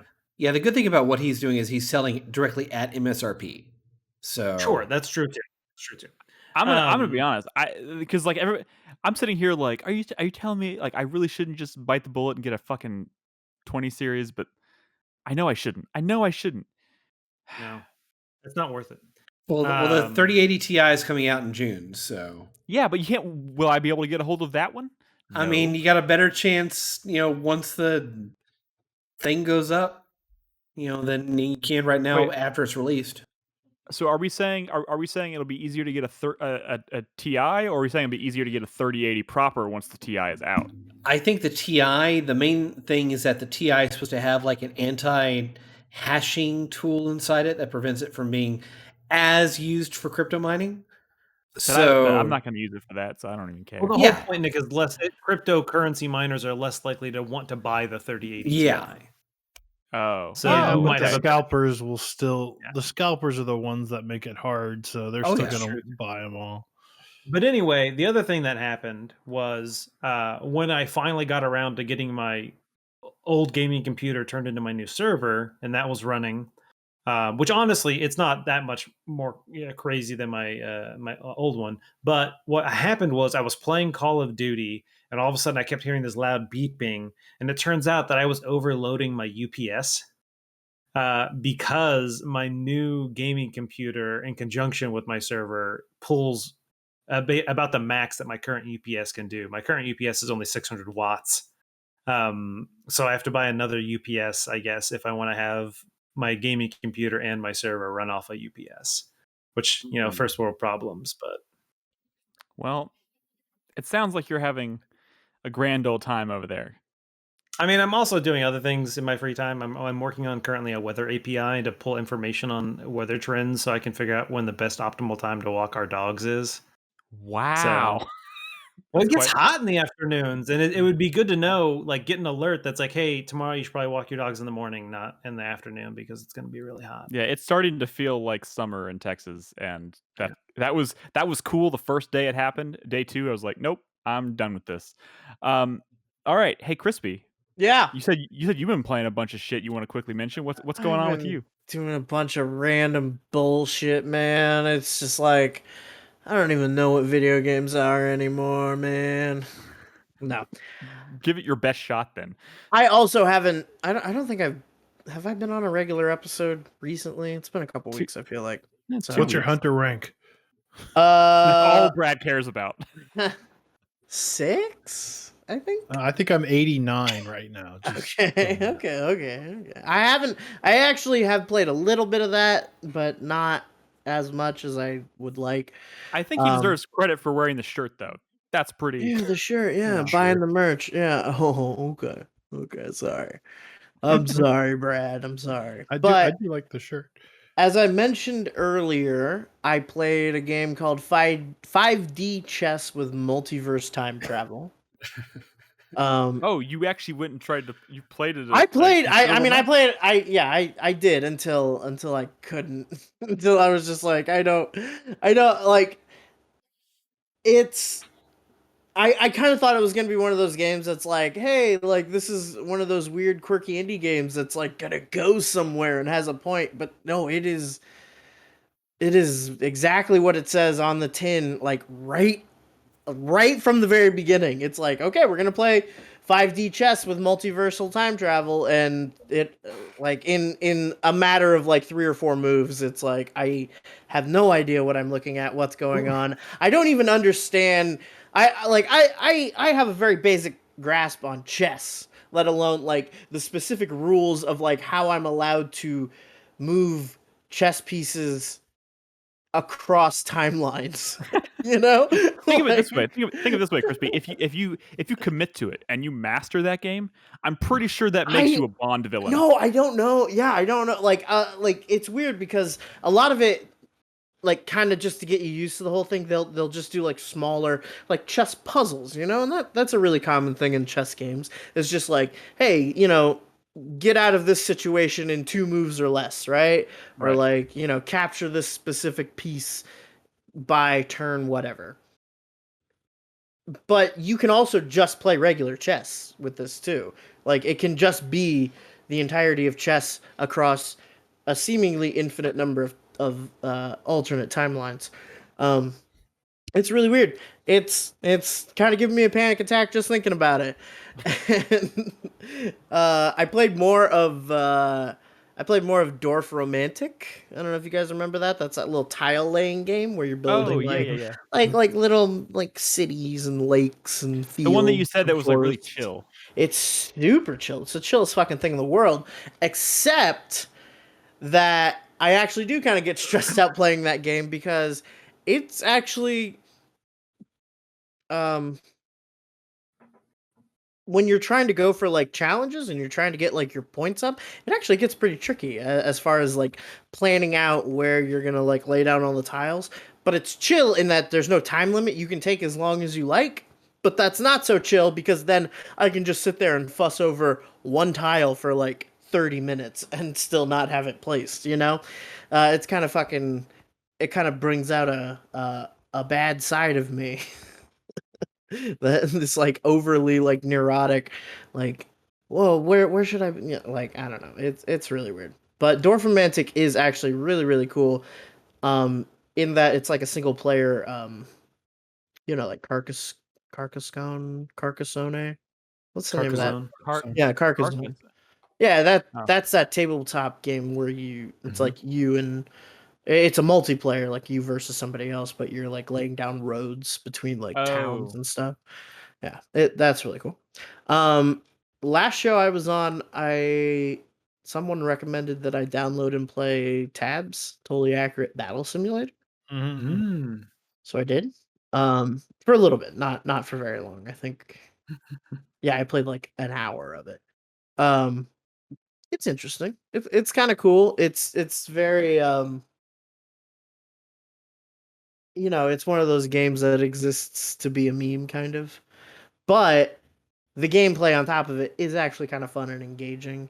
I was really only playing like kind of like the single player like campaign challenges where they'll like restrict the number of units you can use. They'll put a specific formation of enemies on the other side, and they'll say, lay out some enemies or lay out some units in a way that will win or achieve your objective. It's pretty cool. It's kind of like playing with toys. It is. It is exactly like that. Yeah. And they're just like these goofy little army men that you set up, and they knock each other down or do all kinds of weird things, and then it's all ragdoll physics, so it's funny when people die. May I ask where you are in Final Fantasy 14? Yeah. I'm still in the first half, I think. Maybe I'm a third of the way through Stormblood, the second major expansion. Do you feel a dip in quality after Heavensward, or because that's what they say, right? Like Heavensward's up here, and then Stormblood kind of dips back down, and then it goes back up for Dark. Yeah, it's not even like I I don't know, dipping quality. Maybe in terms of like the story a little bit. I don't think it's necessarily like a cheaper expansion than Heavensward is. I just think like it doesn't have the same like scale. Like the kind of story they wanted to tell isn't the same so far anyway. Like you end up going so throughout much of the story of Final Fantasy 14, you hear about this little country called Alamigo that you actually happen to know a lot of characters who are refugees from Alamigo, and it is this small little country that was like taken over by the Garlean Empire and kind of bent into submission, which the Garlean Empire is the big, the evil nation in the game that you're always fighting against. And Stormblood is the expansion where you finally go to Alamigo and you finally like link up with the Alamegan resistance. And this kind of culminates in this is like a big story point for a lot of characters around you, like a few of the Scions are people from Alamigo, and one of the NPC characters that you deal a lot with, the Raban, the bull of Alamigo, was a freedom fighter from Alamigo who is a refugee in Ul'dah. So it feels like there's a lot of important big stuff happening, but I I feel myself not as engaged as I was in Heavensward. And I don't know, I haven't quite put my finger on why that is. I think part of it is that I hadn't really gotten to the east yet. At a certain point in the game, you decide that you're going to go to the Far East and basically go to this world's version of Japan. And that's a whole new map, like a whole new city area that you can go to. And I literally just got there, like just got off the boat. I'm still in the port town, so I haven't really seen what it has to offer yet. But yeah, I feel like this expansion story wise just isn't quite as compelling yet, and I do feel myself kind of slogging through it a little bit. What is the most recent expansion? The most recent one was Shadowbringers. Okay, and that's the one like everyone raves about, right? Yeah, that one's really good. That one and Heavensward are the two that people really like. Gotcha. Yeah. And is that the next one you're gonna get to after you beat this one that you're kind of quote unquote slogging through? Yeah, but yeah. Yeah, I got to do patches in between them, but then yeah. So I mean, it's still probably gonna be a little while before I'm at like at this point. I'm trying to get through all this content, and I'm hoping that I am on a good pace so that by the time I'm finishing these patches, the new expansion will come out. And that's still probably like a little ways away. So I think I've still got a lot of content to work through. But I also was doing some other side stuff. Like I was doing a new raid series called Alexander. Over the weekend, I was doing that with Jaeger and company. And So far is pretty cool. I just did the first couple of encounters, and Jaeger was all like, "Oh, you're leaving right before it actually gets good," and I'm like, "Yeah, I know, but I gotta go." And but what I played so far is really cool. It's like a giant series of raids that takes place inside of a giant robot, inside of a huge mecha. So it's like it's kind of cool. Like the theming of it at any rate is really interesting, and the fights have had some really fucking different mechanics from what I've done before. Like there was a boss fight we were doing that had these like machines that at certain points throughout the fight, different people would have to go like jump into the machines and it would turn them into different animals. And then that was like a thing that you were supposed to use was like all these different animal forms to do different tasks. Like I don't know, it was really It weird. is wild to hear about all the crazy shit that happens in late game Final Fantasy 14. It's hard to imagine, especially From as where you someone start. who's only experienced like basically vanilla Final Fantasy 14, how Yeah, crazy it gets. yeah. I mean, yeah, it's like this slow ramp. They just keep trickling in like slightly bigger and weirder stuff, and it just like by the time you get a few patches, a couple expansions in, it's like a completely different experience for sure. Stockholm syndrome. You start Yeah, yeah, Scions. yep. You start liking the scions. You start connecting with them and sympathizing with them, and you don't think that they should be prosecuted for their crimes. Damn toasters. Um, I also played a bit more of Rogue Legacy 2 because there was a new update that came out not that long Oh, there ago. was. Yeah, called Arcane Hmm. Hollows. That I think added like a ninja or a rogue kind of character, and then added something that looks like a gunslinger. Um, Mm. that game's getting crazy, man. Like it's kind of cool. It's kind of cool Nolan, now. Like I started playing when they first launched it, and Hold on, what's up, it Nick? was I just because I remember Nolan talking a lot about Rogue Legacy 1, but why can't I remember him talking about you played 2, I assume, right? I just don't Yeah, it was remember. so an ear- two's it not was an technically early out yet. access. It's an early access. So I Oh, played a pretty good chunk of the first official release of it, but then I put it down. I didn't want to gotcha. play too much because it's an early access game. I don't want to burn out until the game finally comes out. I didn't realize they put out a new section. So I might play a little bit more now that there's new content available. oh, just wait. Uh, Wait. I know I should. I know. I should just wait till it finally comes out because I know I'm going to play a shit ton of it. So I should just wait. It's Just pretty hey, cool though. just think about fucking Subnautica comes out this month. We are in. Yeah. But I heard And that's not so good though, right? I mean, it may not be better than the original, but We'll I'm sure as hell see. gonna play it. Okay. That sounds like okay. Good luck. Okay. Okay. There's like story. There's like scenes. There's face to face like Oh, I character. know. I watched the latest trailer for that and was like, Well, what we'll see. the fuck? Okay. It's feeling a little Metroid Prime 3 corruption, and I was hoping it, I like the isolation and the atmosphere, not the story, but whatever. We'll see how it goes. Anything else you've been playing you want to mention, Crispy? Not that I want to mention. Sounds like you. Anything you don't want to mention that you should anyways. Anything I'll you're ashamed of. I'll mention it in my 4-player minute. How about that?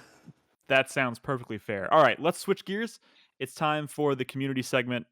Again, I want to reiterate, guys, if there is anything in the news that you want to hear our takes on, consider submitting a question about it. If you're a supporter on Twitch or Patreon, you can of course ask us whatever you want.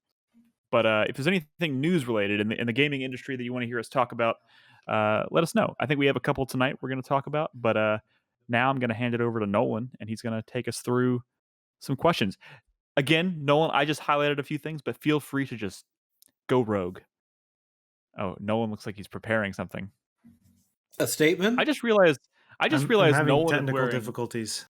I just realized Nolan is wearing an earbud on his actual like over the ear like his cup headphones. Is that all? Is that always the case? I Maybe. have it pulled up? Should I take it, Nolan? Is there any feedback tonight? Very little. So we have our usual slopdog comment. I, I know sorry. I try to encourage people to leave comments, and we haven't got a ton lately. Slapdog. I mean, I mean, I'm going to read Slapdog's comment for sure, but guys, I know y'all have thoughts. I know y'all have opinions. I know you have follow-up questions. We hear them in Discord all the time.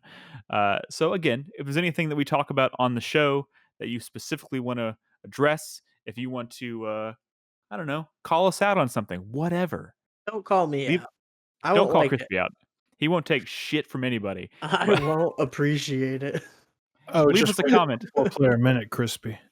If you want to, or just perchance you want to make up for the fact that you only liked a tweet wishing Brad a happy birthday, you could leave a comment saying "Happy birthday, Brad," and I'll read it next week on the show.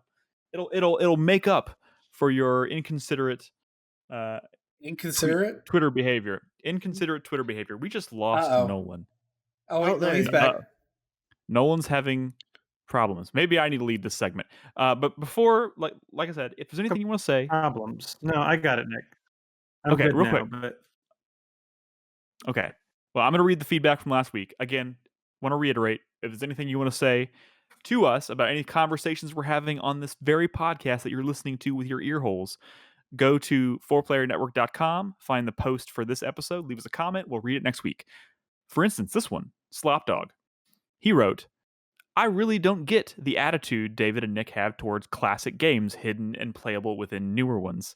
It's like buying a house, having the realtor tell you that within your new home is a secret room, and then scoffing at them saying, "Why would I want that?" And he's not wrong. That's actually a pretty good metaphor, but I can't explain it. It just doesn't really do anything for me. But then again, I don't think there's that many examples. If it was something hidden inside a game that I already loved, I would probably take the time to do it. Like, I actually really liked the way they fit like Crash Bandicoot into Uncharted 4, but that wasn't the whole game. That was just like a fucking level you could play.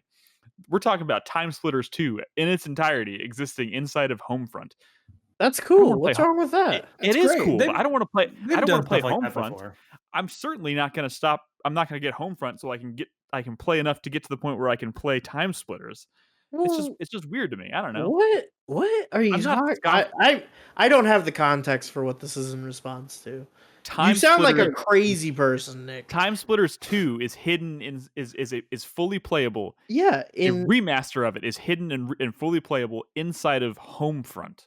Okay. Yeah, I know.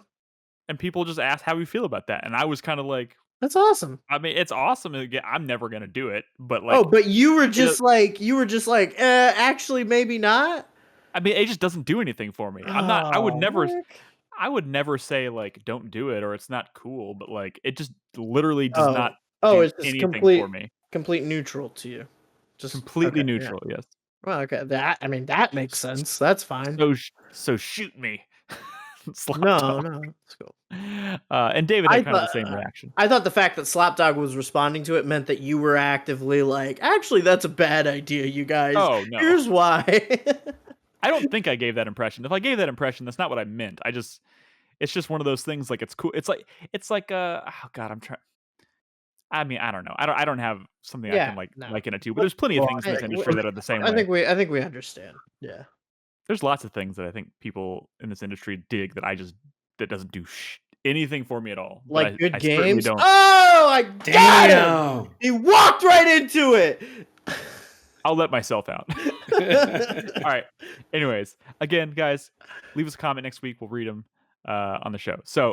But now Nolan's going to read us some questions, some news topics from our lovely supporters on Patreon and Twitch. If you want to support us financially, go to patreon.com/4player. For $1 a month, you can ask us anything on every show. It's a fact. All right. All right. So let's start with some news-related questions. Yeah. First one this week from Gigamir from Kentucky. Alex Navarro, Brad Shoemaker, and Vinny. I don't know how to say Vinny's last name. Caravella. We've already talked about Caravella, our Leaving Giant Bomb. That place means so much to me, and although Gershman insist that they are not shuttering, this reminds me so much of feeling I had during the last days of 1UP. I am crushed. Considering that this podcast started shortly after Giant Bomb, us, after Giant Bomb really started taking off, what are your perspectives on how much has changed since the late 2000s period? In many ways, it feels like the game media world is totally different place now. What's up, Brad? Oh, I was just saying we started before Giant Bomb, but hey. We did. But Honestly, who's counting? I mean, honestly, Giant Bomb was one of the first podcasts I can remember listening to, trying to get an idea of what podcasting, like after we had already been recording, like when we were recorded for like a year and had like no audience. And I remember I tell the story a lot. Like the first time we got a comment on our blog from like some Russian account, and we had no idea what it said, but like it blew our minds. Like that's because like we did this for like a year without having any idea what the hell we were doing. And I remember like, okay, maybe I should start listening to other podcasts. And that was right around the time Giant Bomb was getting started. Did you ever try to have that translated, figure out what they actually that said? That was probably some stupid like spam bot or something. Probably, but still. Oh, but what if it wasn't? What Then, if he was the original 4PP fan? Yeah, what if he was the original? Do we have listeners in Russia? If you're listening to this from Russia, I would genuinely just like to know. I'm curious. Please reach out. I'm genuinely curious. These days, I'm gonna go probably not. I mean, we have stats that kind of like show us like we have a lot of listeners in the United States, a lot in Australia, but I very rarely see like Russia lit up. you know what I mean? Yeah. But anyways, that's not the question. As far as like how things have changed in the past, like basically 20 years, they've changed a lot. Yeah. Oh yeah. I mean, yeah. Like, I mean, if you listen to the last episode, this week's episode of the Bombcast, they talk a lot about how games media has changed over time and how like, they debate, whether it's not having a website is even important or relevant these days, because you have things like YouTube, you have Discord, you have Twitter, and all this stuff. That's the thing is, back in the day, you didn't get your news from a podcast or maybe even a lot of people got it from like G4. That was their news source back in the day. It was people watching like Attack of the Show and stuff. Like I think that was like the early days of people like as people in this industry or finding out that like listening to people talk about games as opposed to just like reading an article or reading a review was like really interesting. And then all of a sudden I feel like maybe that slowly gradually became like, well, how can I get this kind of content on the go instead of having to just watch G4 when it comes on TV and whatnot. Well, I think it's also now that on the go is even easier than it used to be. Back in the day, I remember my first MP3 player. It was a piece of shit. I had so much difficulties in getting audio onto it. Versus now, I can literally click a link on my phone and all of a sudden I'm listening to a pod. Like it is like just so simple now. To get access to content like that. And like you mentioned, like obviously YouTube and Twitch have definitely changed things. So yeah, games media is so different from what it used to be. And also the type of content has changed so much. Like this may sound like a old man yelling at cloud moment, but like the thing that kind of has annoyed me for a decade is the fact that the information people look for has transitioned from content information to personality and presentation. Mm-hmm. People don't read reviews anymore. People don't listen to impressions. They go look for a YouTuber it's funny to me that we're having this conversation because we had a panel at PAX like 10 years ago. It's like, how do you compete against traditional game site media and stuff? And we were on there like, oh, you do shit like Justin TV and find your own audiences. And who was on that panel, for Brad? 10 years. Who was on Jim that panel? Sterling. Jim Sterling was on that panel with us. Found his own way to kind of do the non-traditional games media stuff. So there. And this stuff has evolved so much, and YouTube and Twitch has obviously evolved into something that's so wildly different that it kind of negates. Like it's kind of a miracle that like sites it's kind of a miracle when you think about it that sites like IGN still exist. Like there's only kind of like two or three, like maybe more than two or three, like three, a very small amount of like big mainstays in this industry anymore. You got Polygon, you got Kotaku, you got IGN, whatever, and they're all doing all kinds of different stuff now. But they're not even what they were. Like that's the thing. They're it's not. Like they're not. The people are all gone. And I mean, I have fond Kotaku memories is of not like, Kotaku anymore, and Yeah. I have fond memories of like the One Up show and stuff, and it like that kind of content is just kind of harder and harder to find. Which honestly, which is maybe what I hope people find in our podcast, because I feel like we're very traditional in the kinds the show that we produce every week, which is get well, together and talk I will about say, games. like, I was like, man, what if we like did an in-person podcast again? That's crazy. No one on the planet's doing that right now. And like they weren't doing it before either, but like especially not now, Yeah, which is kind of funny.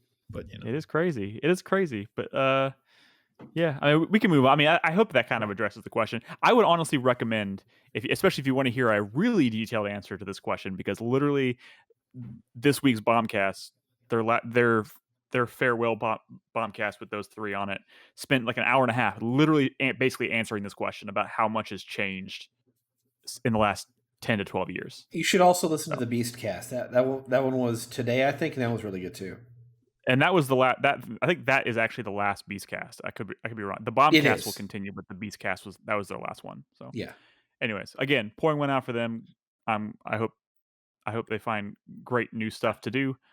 I don't and I'm know if looking this forward to is seeing what happens. it's a surprise to anybody or news. I've never listened to an episode of Giant Bomb. I've never listened to an episode of Beastcast. I've never listened to people in chat. Classic to Couches. Honestly, podcasts just kind of gaming podcasts aren't my thing. Which is do crazy. this one. Well, so no, and that's the thing is I do this Not with that it's y'all bad, not because I enjoy listening to podcasts. I like talking to my friends about video games. I That know, is and the I point. thank God for that every day. I don't. It depends. I don't. What's up, Brad? It depends, right? Some people have like long commutes or jobs where you're trying to tune out everybody in your office because they're horrible. Well, so that's what I guess that is one thing. I can't listen to podcasts when I do my job because my job is coding and programming. I'm having to think about creating and solving puzzles, and I can't pay attention to someone talking about a video game and do that at the same time. I can't hear anybody talking while I'm trying to code. So like I literally I can only do it when I like go for walks or like on my lunch break and shit. So and that's probably a big reason why I stopped listening to shows. When I started listening to podcasts, what I was doing at the time when I literally like, okay, I'm going to download these podcasts. I was scanning packages at UPS as they were coming off the truck. I don't even think they were called podcasts back then. Probably not. So that's a good time to do it. But when I do listen to podcasts, I listen to like news podcasts and stuff like that, just to kind of make sure I'm up to date in the world because I enjoy being up to date. And then I listen to audiobooks. Those are like the two things I do. So I just don't really listen to podcasts because, and not that I don't enjoy listening to people talk about video games. It's more so like you do it once a week, I don't need a whole lot of input from other people on the games I want to play. I listen to Brad and Nick and the Crispy and Chris, and they say, "Hey, I enjoy this game," and I'm like, "Oh, cool. Maybe I will too." Then I don't. Like, so I don't we know, control what Nolan plays. Basically, you heard it here first. I was never really into podcast either. I worked on 2 podcasts before I came here, so it really wasn't something I actually listened to that and much. We still don't know when or why that happened. Where did Chris come from? That's a good question. All right, let's move on. We got more questions. I know. It's really funny. I'm sorry. Next one from Henry from Birmingham, Alabama. This week, the discovery process for the Epic versus Apple lawsuit began regarding Apple's iOS store monopoly. Excuse me. And in the same week, lawsuits have now been levied against both Sony and Valve for having monopolies on their digital storefronts. Do you agree that these storefronts are monopolistic, or are the accusations overblown? Is a 30% take in revenue too much to ask for allowing access to the install base of these storefronts? Or are there enough options to sell your game elsewhere, such as other digital storefronts, retail, or directly to the consumer? That this is a non-issue for most. I will say this is a great question, especially for us lawyer types. I will say this, hearing 30%, I don't have any specific number to reference, or I'm not a game developer. I've never had these legal talks about selling a game or whatnot, but that number seems pretty high to me. Um, I I mean, I That don't know I seems whether like a can't lot. I can't speak to like how much GameStop got from doing physical copies, going back 10, 15 years, but like it feels like yeah, that's way disproportional as to what it probably should be. It probably needs to be like 10, maybe 15% max, in order to be and it feels to be fair. Well, I mean, I I think it's a question on PC. I think if you're talking about consoles, obviously those are monopolized. You're not making a you're PS4 game without Sony being like, okay, like yeah. you know, When you buy the hardware on like when you buy consoles, you are buying you are I yeah, mean you are you're buying into that ecosystem. You almost have no say in that. Well, Um, we're not talking about the purchasing of a system or a game. We're talking about the selling of it. right. right, but yeah, but if you're selling a game on the PlayStation Network, I mean, and this is again, I don't know all the specifics. This whole Epic versus Apple thing has been like a huge topic of conversation this week, and usually when I start hearing about it, I just like I glaze over because it's like holy shit, so much legal jargon I uh, I is think happening right now. I honestly think that a lot of people get really kind of defensive about the idea that Steam is like a monopoly on selling PC games digitally, right? Right. Because we all use Steam and we like Steam and like, hey, those are the guys that made Half-Life and they're really cool. But like, yeah, I mean, I'm always, always, always, always going to be skeptical of any billion-dollar industry where like the distribution at consumer level is controlled by maybe three companies. Like, that's But not great. you're Like, right. I totally agree with that. But on the other hand, I'm also just kind of noticing what's happening here as like, uh, we start seeing Epic. Obviously, Epic got into this with the Epic Game Store and the fucking oh god, what is it? Fortnite, No, I mean there's so many clients. Apple, There's so many Apple, different GOG. clients for buying GOG, and people while people at the same time are like talking about, oh, it's monopolistic and blah blah blah, but they're also like there's way too many storefronts and they hate it. like right, like right. they hate having to have so many clients, but on the other hand, they also hate one giant being the person that being the one entity that controls the selling of all Mhm. these different products, and it's kind of like you can't have both of those things. Something has to give. Uh, so Right. I don't know. I think It's it's a I complex think it's a issue. situation of, is 30% a lot? Yes, no, I don't know. It's one of those things where and obviously Steam's not gonna just show us their books, but it's one of those things where what margin do they have to run at to make, to an extent, make a profit? And don't get me wrong, Steam does need to make a profit. They've created a storefront, but it is a lot more than just a storefront. It is a storefront in which you can interact with people. You can do like chats with It's a your whole friends. You can play platform. games with your friends. It is an entire platform. So, and it's not like it's a stagnant platform. They are adding new things to it. So I understand that they have to make money to an extent. Are they making billions of dollars? I don't know the answer to that. I'm not saying that they should make $10 a year. They have to have living wages and they have to be able to pay their employees. And so I just don't know what it is. Wow, If that's 30, what's up, Crispy? I mean, yeah, you want to I'm start sure I'm talking sure 30% about is paying probably too their much. like I don't know. I didn't know they took a 30% cut. I just kind of Googled it. Apparently it's a 30% cut on the first $10 million in sales, and after that it drops down to 25. And as soon as Oh, it hits 50 million, it drops to five. 20%. Yeah, I but don't know how half many the games are selling $50 million. not. I mean, Probably at that not too point, many, especially when it comes to indie I was developers. I was like, that's so generous. You've crossed the 25 million mark. We're gonna give you an extra 5% off. Yeah. Wonderful. So like I said, I don't know.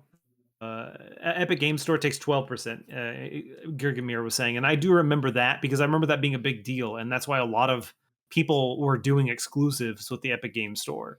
I do know, because he mentions the process that they're currently in right now, and the reason why this is becoming such big news and why it's on like literally every podcast I've listened to in the past week is that there's all kinds of weird things coming out in Discovery that are being made public, and I remember one of them being like I think it was like a spreadsheet showing how much money certain indie devs were offered for exclusivity on the Epic Game Store platform. I didn't hear about this. And it was kind of low, and people were like, devs, come Depends on. on the game.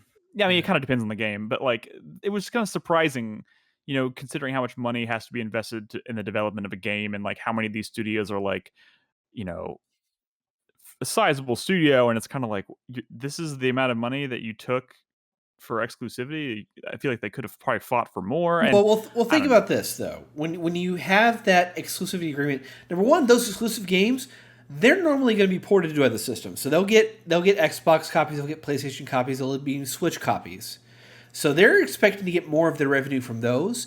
The exclusivity deal money, that may be low, but that's guaranteed revenue no matter what. Right. And believe me, I'm not, like I said, I'm not in that ballpark. I have no experience having to make those kinds of decisions as a developer. So there's probably all kinds of reasons why they would have accepted those numbers.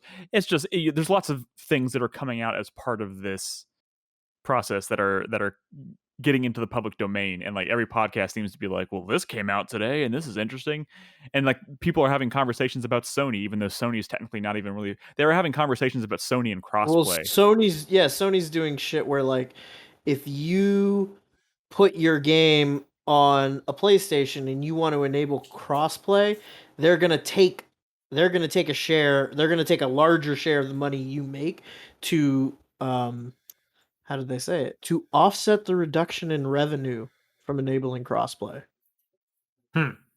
Because now people don't have to buy. Oh, their excuse is people are potentially getting their game on a different console, so they're going to reduce. Okay. Which that seems kind of scummy. Yeah. It's weird. This whole Epic versus Apple thing is getting kind of interesting. I don't know. And all their subpoenas that are going on, it's a shotgun approach, just trying to find data anywhere to support their arguments. Like you read up on some of these. Chris, have you met a lawyer? I mean, that's kind of how that works. But this is pretty interesting in that like these are the sheer size of these two companies battling it out in court is pretty crazy. Yeah. I'm honestly surprised they haven't subpoenaed itch.io at this point for information. All right. Hey, it's not over yet. That's true. Next question this week from Thorax. Seeing how you guys don't always follow up on a hot dog bet, if one of your co-hosts lost a sushi bet, do you think you would make the person pay up? Yes. The short answer to that question is yes. I like how he was very generous in that he said doesn't always follow up on a hot dog bet. I don't think anyone's ever followed up on a hot dog bet. We have gone together to eat hot dogs, but it was never a direct, like, no one's ever like, hey, while we're here, I'll buy you a hot dog because I lost the hot dog bet. No discussion of score settling or anything whatsoever. Right. Yeah. Which, now that I'm thinking about it, it seems like a missed opportunity. Yeah. Like the two things there is that, number one, we're all spread out across Austin, so getting us together, let alone outside of COVID times, was a bit of a pain. And number two, like, hot dogs here. That's the other thing. Like, there's only a few hot dog restaurants in Austin to go to. Oh no! There's a few good ones. Yeah, I mean, all right. Yeah, there's a few. There's like Doghouse and so. Well, now the question is what is the current status of hot dog bets? Because I don't think anyone actually knows. There has to be a chart out there somewhere. There's a lurker that has to have that information. There was something where I offered to buy Nick like 100 hot dogs recently. I'm trying to remember what it was. He's gonna make you buy those weird rattlesnake sausages. Yes, dude, he'll do it too. Nick, if I put it's expensive. If I put Baldur's Gate 2 on my poll next month, and it wins, and you finish Baldur's Gate 2 and the expansion, He'll buy you all the rattlesnake sausages you want. I'll buy you a sushi boat. That's something. Ooh. Oh my god, are you serious? Okay, so but you just did two things here. One, you just made an incredible sushi bet. Two, you basically just guaranteed that if you put Baldur's Gate on a poll, everyone's gonna vote for it. I mean, it's That's pretty true. That's not fair. classic game though. Like there's Hey, a lot of reasons to vote for it besides just That's Nick true. is gonna eat a bunch of sushi. God, now I want A whole sushi. boat. Brad's gonna have to buy a whole sushi boat, which No. I feel like would be a bit of a hit to any of us, except maybe Nick or Nolan. Those rich motherfuckers. I have a sushi boat once a week. I know you do. I do not. You take it to lunch. I do not. What even is a sushi boat? Dude, it's like I know, I'm just kidding. 100 pieces of sushi or something. Wait, is it really? I don't know. I've never it's had lot. a sushi boat. It's huge. The craziest, but it's the like craziest sushi I've done is at Sushi Junai. Is that the one where you can get like the $30 all you can eat sushi or whatever it is? $30? It might not be $30. That It might be doesn't more sound- than $30. That does not sound right at all. Sushi doesn't boats sound tend to fair. have like 5 or 6 whole rolls. So, yeah, that's a lot of sushi. Is the boat made of sushi? Or is it just sushi on a boat?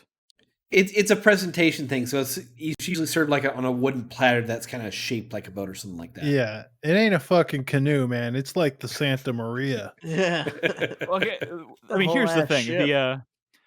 The catch of the whole thing is, first of all, maybe we should make this the first official bet. Well, that we're, you kind of have a point though. That would kind of jeopardize the entire poll.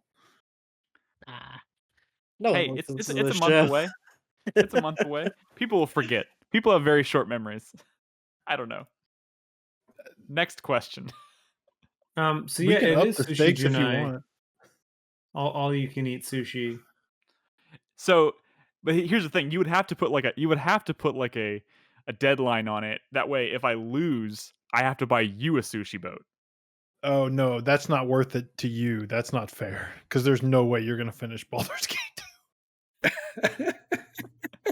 It's not fair. What if we had like the You could buy me a exact hot dog. Is he setting if a you don't trap? finish it. what if we had the exact opposite of a Project M, to where you have to complete the game, but you have a time limit. So like you have to complete it by July 31st. How is that a Project M? I see. Project M? It Yeah, said I feel reverse Project M, so it's not a Yeah. marathon. It's just Yeah, but wouldn't a reverse Project M be nobody ever played this game? And the first person to start playing loses? There we go. That I like Crispy's definition here. All right, next question. all right. So yeah, Sushi Junai did have it was $30 all you can eat. I don't know how they're handling it with COVID because I did it once. It was not technically all you could eat. Like the all you could eat part was like the super cheap sushi. When you got to the nicer sushi, they limited how many you could only have 2 of this. It's really eat all of the California rolls you can stomach. That's kind really of. But also, what I will say is like you'd be surprised how much sushi you can't eat. Yeah. Like rice is pretty filling. All of a sudden, like a couple of rolls in, you're like, "Fuck." I like the idea of they call it all you can eat, but you can tell they don't want you to. Like, Oh yeah, you can tell they don't like it. like I said, me and Bernadette did it once. I guess it was worth it for $60 for the both of us. But it's like I said, they definitely limit the fancier sushi. Fuck it, I'm going to Curry tomorrow. Next question this week from Ash from the Burdekin. Over the Easter break, so this was a little while ago, I dug out my PS3 while staying at my parents' place. I played through Splinter Cell Blacklist on Nick's recommendation and loved it. I'm surprised Chris Davis never brought this game up before. What? I'm just kidding. I added that line. He added that part. But my question pertains to Max Payne 3. Playing through it for the first time, despite it feeling a little long in the tooth, I really enjoyed the shooting. Why on earth did Rockstar not utilize this engine for GTA? Are the two actually similar, and am I just crazy? I never played Max Payne 3, so I don't know. So I don't remember much. I remember liking Max Payne 3, but it's also a very different kind of game from GTA. And if we're talking specifically about the engine that they used to build Max Payne 3, which honestly, off the top of my head, I don't remember what it was. I think And it I was don't Rage. the Rage engine. Yeah, the one they built for So, GTA 4. Wasn't that Euphoria? yeah, Or is that Euphoria just was the the GTA physics? 4 engine. Somebody in chat, look up the engine for Max Payne. I would be kind of surprised if it was the The thing same is, engine that was there's used been for a our GTA handful game. of Rockstar games that are similar in like genre, but don't necessarily like. I've always thought that the GTA games and maybe Red Dead feel really kind of like sluggish and like kind of bad, especially if you get in like in hand to hand combat, right? But I always felt like Bully and the Warriors always felt like a lot snappier and more arcadey and hand to hand The, combat. And the the reason that is, Brad, is because especially with like Bully, I never played Warriors. When you go to punch someone, your body just swings and you hit them randomly. Whereas in like GTA and like Red Dead, I feel like when you go to swing, like the arm moves itself into a trajectory to like hit them in the face. You know what I'm saying? Like it yeah, tries to be more like, I don't want to say realistic, versus yeah, Bully, it's just the your body animations. is swinging. So it's very easy and quick to just say, oh, do the animation to swing. Versus it's like, okay, well, now do the animation, but the other character has to act in a certain way and has to respond. So yeah, there's a little more stuff going on in the background. All I'm You know, saying is just because it's made by Rockstar doesn't mean that one style of thing is going to work or even something they want to use for another, right? So yeah, Yeah. and you got to consider like all the other elements that come into play when you're talking about building a big open world game versus a game like Max Payne, which is more linear, which is linear. It's two different things. Gino Y2K in chat does say that Max Payne 3 runs on Rockstar Advanced Game Engine Rage, which was also used in GTA 4. Euphoria was the name of the physics engine, which I forgot. That I do remember that. So there was two engines. Euphoria specifically referred to all the crazy physics and stuff. But yeah, as far as why they didn't use it in Max Payne, I think you just got to take into account one, they were trying to make two different kinds of experiences. So, I don't think you really want all your games looking and feeling the same necessarily. And there's probably just a lot of other stuff that comes into play when you start adding in all of the other layers of crazy shit that's in a GTA game that maybe just rendered that. Like, it could have, like, throwing in that combat system and that shooting system into GTA could have brought everything around it to a crawl. So, in conclusion, make Bully 2, you cowards. there we go. X. Woo! Let's do one more question, only just because we kind of talked about it earlier. Okay. A question from Henry from Birmingham, Alabama. This question was from just shy of a month ago. This week, so context time, Microsoft confirmed that MLB The Show 21, a Sony first-party game, will be coming to Xbox Game Pass day one. Sony claimed this was a decision made by the MLB. Why do you think Sony would allow this to happen and not also offer the game day one on first-party service like PlayStation Plus or PlayStation Now? How much big dick energy can Microsoft exert for Game Pass? I don't think it was a Microsoft decision, really. I think it was the MLB saying we want our license to go further. This is the only officially licensed MLB game. If you won't let us put this out in other platforms where we can get more money, then we'll just go shopping elsewhere and sell them the license. Yeah, but you got to understand that like this is still a Sony developed game, and it has been the baseball game for many years, and it sells really well. So it's weird that all of a sudden MLB wants to go behind Sony's back. I always think about the MLB. It's like when we go to E3, especially like the last 2 or 3 years of going to E3, they would always, like, outside of the convention hall, they would have this, like, Sony would set up this huge giant like tent and merch store, and it was all MLB The Show. It was like you could go through it and like buy a bunch of shit, and then they had all these demos set up for MLB. Here's my hot take. Major League Baseball. COVID. Oh, fuck. We didn't make any fucking money. We need more money. Microsoft says they'll give us $5 billion, whatever it is that they offer. I don't, Chris Davis, you don't have to make a face. I'm just saying a random number. Microsoft's over here saying, MLB, please give us access to your game. We'll give you a bunch of money. MLB's like, fuck, okay, yeah, we need money. Sony, we're going to also put our game on Xbox. What is Sony going to do? Say, oh, never mind, no? It's just so weird. When you start up the game on an Xbox, it says fucking PlayStation or it says Sony.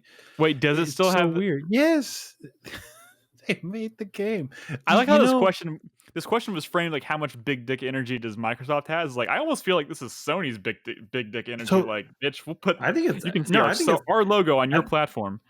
I don't think it's that. I think that was probably in like the fine print that had to happen. And Microsoft was like, yeah, sure, whatever, we'll make money. The reason that I don't think it was like PlayStation Plus on Sony is because it was going to sell for full price, right? The kind of people who buy like MLB The Show, they're the kind of people year. who buy like one fucking game every year. They buy it full price every year. It doesn't matter that in 2 weeks the game's going to go on sale for $20. They buy it day one every year. And if they cared about MLB The Show, they already had a PlayStation because that's where they played the baseball game. They wouldn't have had an Xbox because Xbox didn't have the baseball game. So at the end of the day, it's still going to sell more on PlayStation probably. Oh, of course. I mean, how do you even quantify that? Point. Yeah, it's the whole point that, like, to Brad's point, an entire, like, everyone who's the big baseball fan has a PlayStation, I guess. But for those who have just never had a PlayStation and have always been Xbox stands, all of a sudden, now that their love from MLB, they can play it now because they can play it on their Xbox. Right. So it's going to make MLB more money. It will make Sony minimal more money because of the license, I guess, that they have because it's their game. I don't know. Like I said, I don't know how it's working behind closed doors, but you make a very good point, Nolan. COVID has kind of forced us to make weird decisions all over the place. So and Bernadette brings up in chat that she knows more about MLB than all of us combined, and that's true. That is true. That is true. But I don't think she can call what I said wrong. I do think it's probably MLB who's doing this because of their lack of money. Kicks in your door right now and goes wrong. Oh, my door's open, so if she kicked it, she'd be very rude. Well, she closed the door and then kicked it. I still got my Griffies. Bust out my Griffies right now. All right, I'm just kidding. All right, I mean, so that's it for questions. Yeah. Well, I mean, we've gone long enough. There's more questions, but we can get to some next week. Yeah, like we say, guys, you can submit questions at any time, and we do like to bounce around a lot. So we try to read questions that are newer, combined with questions that are a little bit older. So if we haven't answered your question yet, we'll get there. So again, if you have any new questions, wait, hold on. There's one more question from Chelsea. Do you like horses or dogs more? Dogs. No one could not help himself. Which one do you like more, horses or dogs? I'm gonna go dogs. Dogs. If I had a horse, I'd probably be pretty into horses. Yeah. That's good. Horses are just dogs for rich people. That's true. That's a fact. Have you seen how Arnold Schwarzenegger? Oh, that's a donkey, I guess. Arnold Schwarzenegger like hangs out with his horse in his kitchen. Have you seen this? I haven't. No. He does great. He's done like Twitter videos of like him like in his kitchen like with the horse like resting his head like in his arms like petting the horse and they're like in his kitchen. Are you sure that wasn't Sarah Jessica Parker? Oh my god. The old joke. Can't. Oh my god. Man, you went a long way to throw that punch. Really, yeah. Really got her. Seriously, it's actually it's Arnold. They're donkeys. Arnold Schwarzenegger has donkeys, and Look, he does man, videos. I don't have anything against horses. I just prefer dogs. That's all. There you go. Cool. All right. You can't really ride a dog, or at least you shouldn't. Nick. Not unless you're a halfling. Damn it!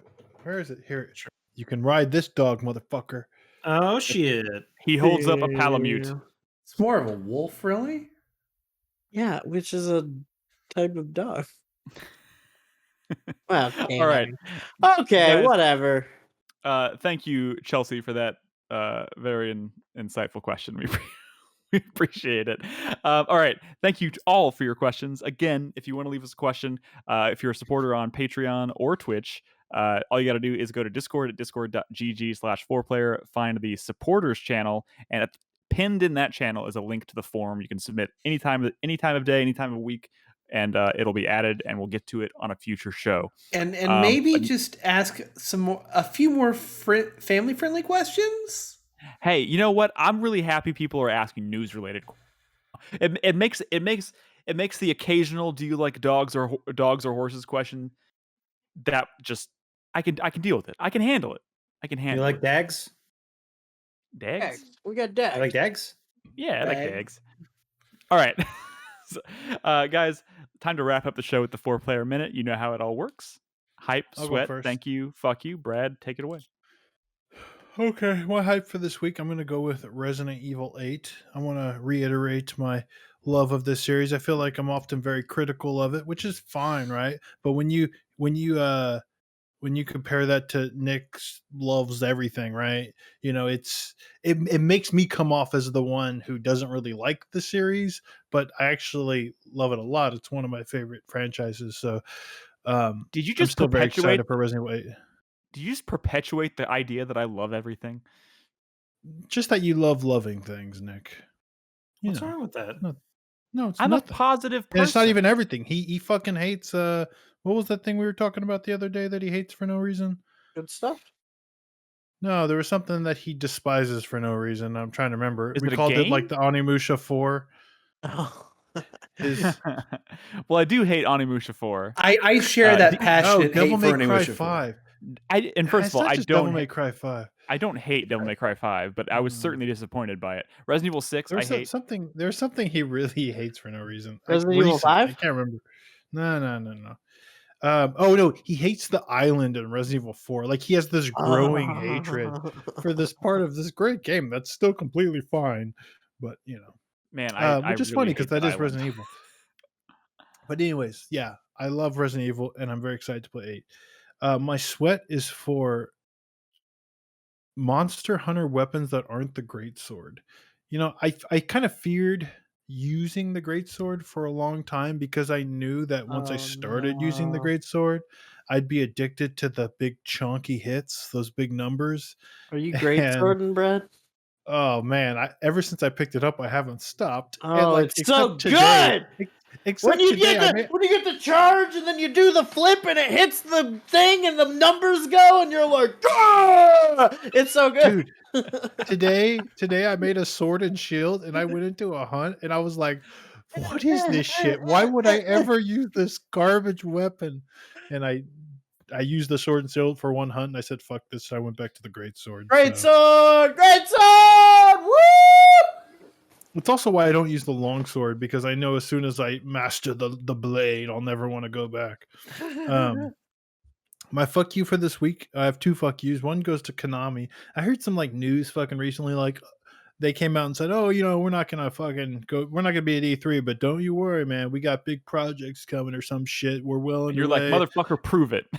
And no, not prove it. Fuck Konami. The way I see it is, as long as Konami exists, they can still hurt me. I just want them to die and sell off those IP to someone who will do something with it that maybe has less of a capacity to hurt me. But you know, Konami has done it so much in so many horrible ways that, you know, I just want them to, you know, I just want them to go away. I want them to sell their properties. I hate Konami. Please go away. You know, Mercury Steam has been quiet for a good long while. Speaking of ruining things that I love, I want to give a fuck you to Ubisoft, a little bit to Crispy. Oh, okay. Well, fuck you too. No, I started thinking about Beyond Good and Evil 2 the other day, and I remember we had this conversation of like, I was like, man, this is not a game. This is not a game. We're never going to see this. This is some bullshit tech demo, like wool over our eyes, curtain, whatever phrase you want to use. It's bullshit. This is not a video game. And this was like years and years ago. And I don't really mean fuck you, Crispy, but he was like, no, man, you just got to think positive. No, I know you're sad that this thing has changed, but I think it looks cool. And I was like, fuck you. You don't love it like I do, so you can't say that. And now he probably fucking forgot about it, Crispy. When's the last time you thought about Beyond Good and Evil 2? I wake up every morning. I was just masturbating to it before the show. What are you talking about? Point is, this fucking thing doesn't exist, and it never existed, and I fucking knew it, and I told you, and I guess I have to on my deathbed is when I can finally say I told you so, because theoretically it could still come out, right? It could still come out. I can't be negative, right? But no, it doesn't exist. It's never gonna come out. Fuck you, I was right, But and fuck Ubisoft. what if it came out the Michel day Ancel, after you died? Michel Ancel, the creator of the original Beyond Good and Evil, for years he was like, "Oh, I just want to make it," but Ubisoft says I got to make all these Rayman games, and maybe I'll get in their good graces and they'll finally let me make Beyond Good and Evil 2, and it finally happened. He doesn't even work for the fucking company anymore. He's one of the assholes that pieced out because people were like, "Hey, this dude's a scumbag." Like, I promise you, Beyond Good and Evil 2 can't be a thing anymore. There's no fucking way. He was like the one person like Keeping it even afloat. wanting that. Yeah, he want that and Joseph Gordon-Levitt apparently, but whatever. Joseph You Gordon-Levitt's know, doing a lot of things. So no, I'm just kidding about that. But yeah, so yeah, fuck Beyond Good and Evil 2 or whatever that was. Man, That's all. all right. we could All have right. had that if only it wasn't for cancel culture. I'm gonna go ahead and let Crispy do an immediate retort. You're next. No, he's right. He's right. Fuck me. I was taken in by the glitz and glam, and I think an older and wiser version of me would be more skeptical. But what they were showing, if that was a game, that would be a pretty cool game. That would be pretty cool. But Sure. whatever. I think we can all agree on that. But I'm not gonna sit here and tell you that Ubisoft of all billion-dollar companies is someone that I trust. Yeah. My hype for this week though is for next week's podcast. I can't wait for the Resident Evil discourse to begin again. Oh wait, are you? But here's the question: are you going to play it, or are you just? Well, I mean, can't wait to watch us go at it. Is it on PS4? Yeah. Oh, okay. Well, I'm not going to play it right away. But are you specifically hyped to watch us just argue about it? Yes, I can't wait. You guys both love Resident Evil so much, and in such like different ways for different reasons. It's amazing that you guys fight as much as you do. And you know what, Brad? I'm with Nick in that the island kind of fucking sucks. like it's kind of sucks, dude. But Nick, I'm also I don't remember having a bad time at any point in that day. So no, that's fine. That's fine. No, I mean, as far as like compared to the rest of the game, it sucks. But like, it's not like a horrible experience. You're right. The boss fight against what's his face was awful. And Nick, I am going to side with Brad in that like you need to just fucking loosen up, man. Resident Evil is really fun when it's being goofy and silly, like and doing weird, crazy shit. It's great. There's a certain amount of weird and goofy that I'm totally cool with. Yeah. But there are lines that can be crossed. I think the backflipping T-Rex was the line for me. Also, the boulder punching was crossing a line. Boulder punching was fine. Look, if you tried to move a boulder, what the fuck would you do? Guys, I wouldn't punch it. Save it for next week. Save it for next week, guys. It'll be great. My sweat is actually one of the other games I've been playing that I didn't mention earlier in the show, and that is for some god-awful reason. I don't know why. I think it's because I just keep looking in the fucking books, comics, tabletop game channel on the Discord, and those assholes just keep posting about it. So I was finally just like, all right, fine, whatever. I started playing Magic the Gathering Arena again. Oh, shit. Yeah, it's bad, guys. It's bad this time. It's not good. They're releasing a Forgotten Realms set later this year, so this is going to be my thing for a while, I think, and I hate it, and I hate myself, and I hate everybody. I will say this time around, I have kind of branched out a bit more. I'm not just playing like standard format like I normally do. I'm discovering new formats like Pauper and Commander and Brawl and like all this stuff that's really fun and makes a lot of cards that I'd want to play that I don't normally get to play in standard viable. So that's really cool. You got to make one of them Psychotog decks. I don't know what that is. Psychotog. Yeah, there's too many. There's too many decks, man. I really want to make I really want to make this like Golgari Reanimator Popper deck I saw. I got a couple ideas for a zombie deck. I want to do like a Commander Elves deck, like a lot of really cool shit. But that's my sweat, is that like how much I'm already talking about this is a problem. My fuck you for the week. You know what? I'm gonna give it to fucking David fucking Jaffe, whatever. David Scott David Jaffe. Scott Jaffe. David Jaffe. David Scott Jaffe fucking coming hard for my boy Carlos when he had a legitimate criticism about the UI of Returnal. Was there was there an actual discourse between Carlos and No, it wasn't a discourse. It was just he quote tweeted him, was just like, "Get better eyes, you fucking idiot!" Like the most Dave Jaffe thing ever. And does he follow Carlos? I don't know. I think he's just like I think he was just like searching Returnal and saw that. I don't know. But like I don't like that guy. I don't like that guy. No, like but the like worst, as a person, even worse than David Jaffe are the people who like actually listen to his bullshit. I think and they were in Carlos's comments like bullying him, fucking talking shit about oh, it's funny about shit. Whatever Jaffe believes. Yeah. I mean, fuck that guy. I think he's a fundamentally incurious person. I think that will keep him from being a true artist for the rest of his life. I think if he went away, nothing of value would be lost to the game industry. That's all I'm saying.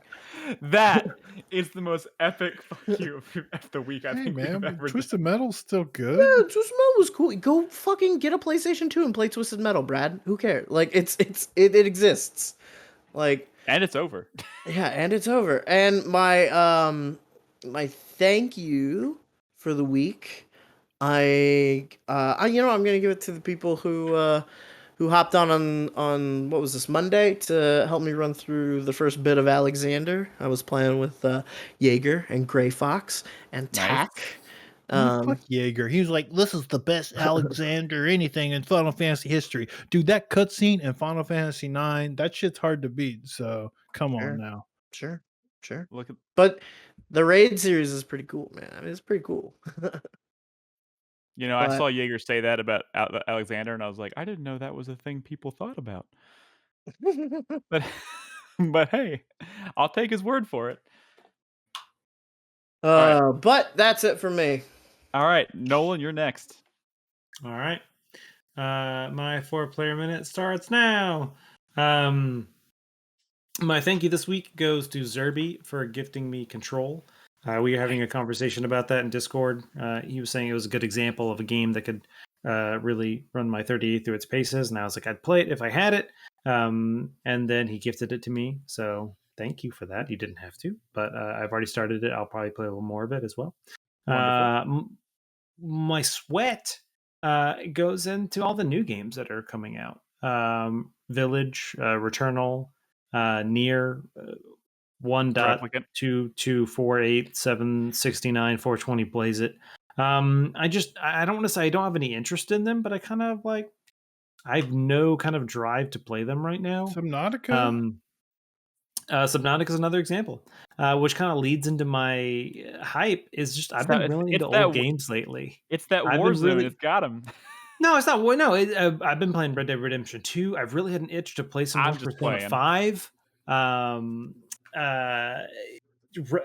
been I saw Resident Evil 2 was on sale, and I'm like, maybe I should pick up Resident Evil 2 and play the remake.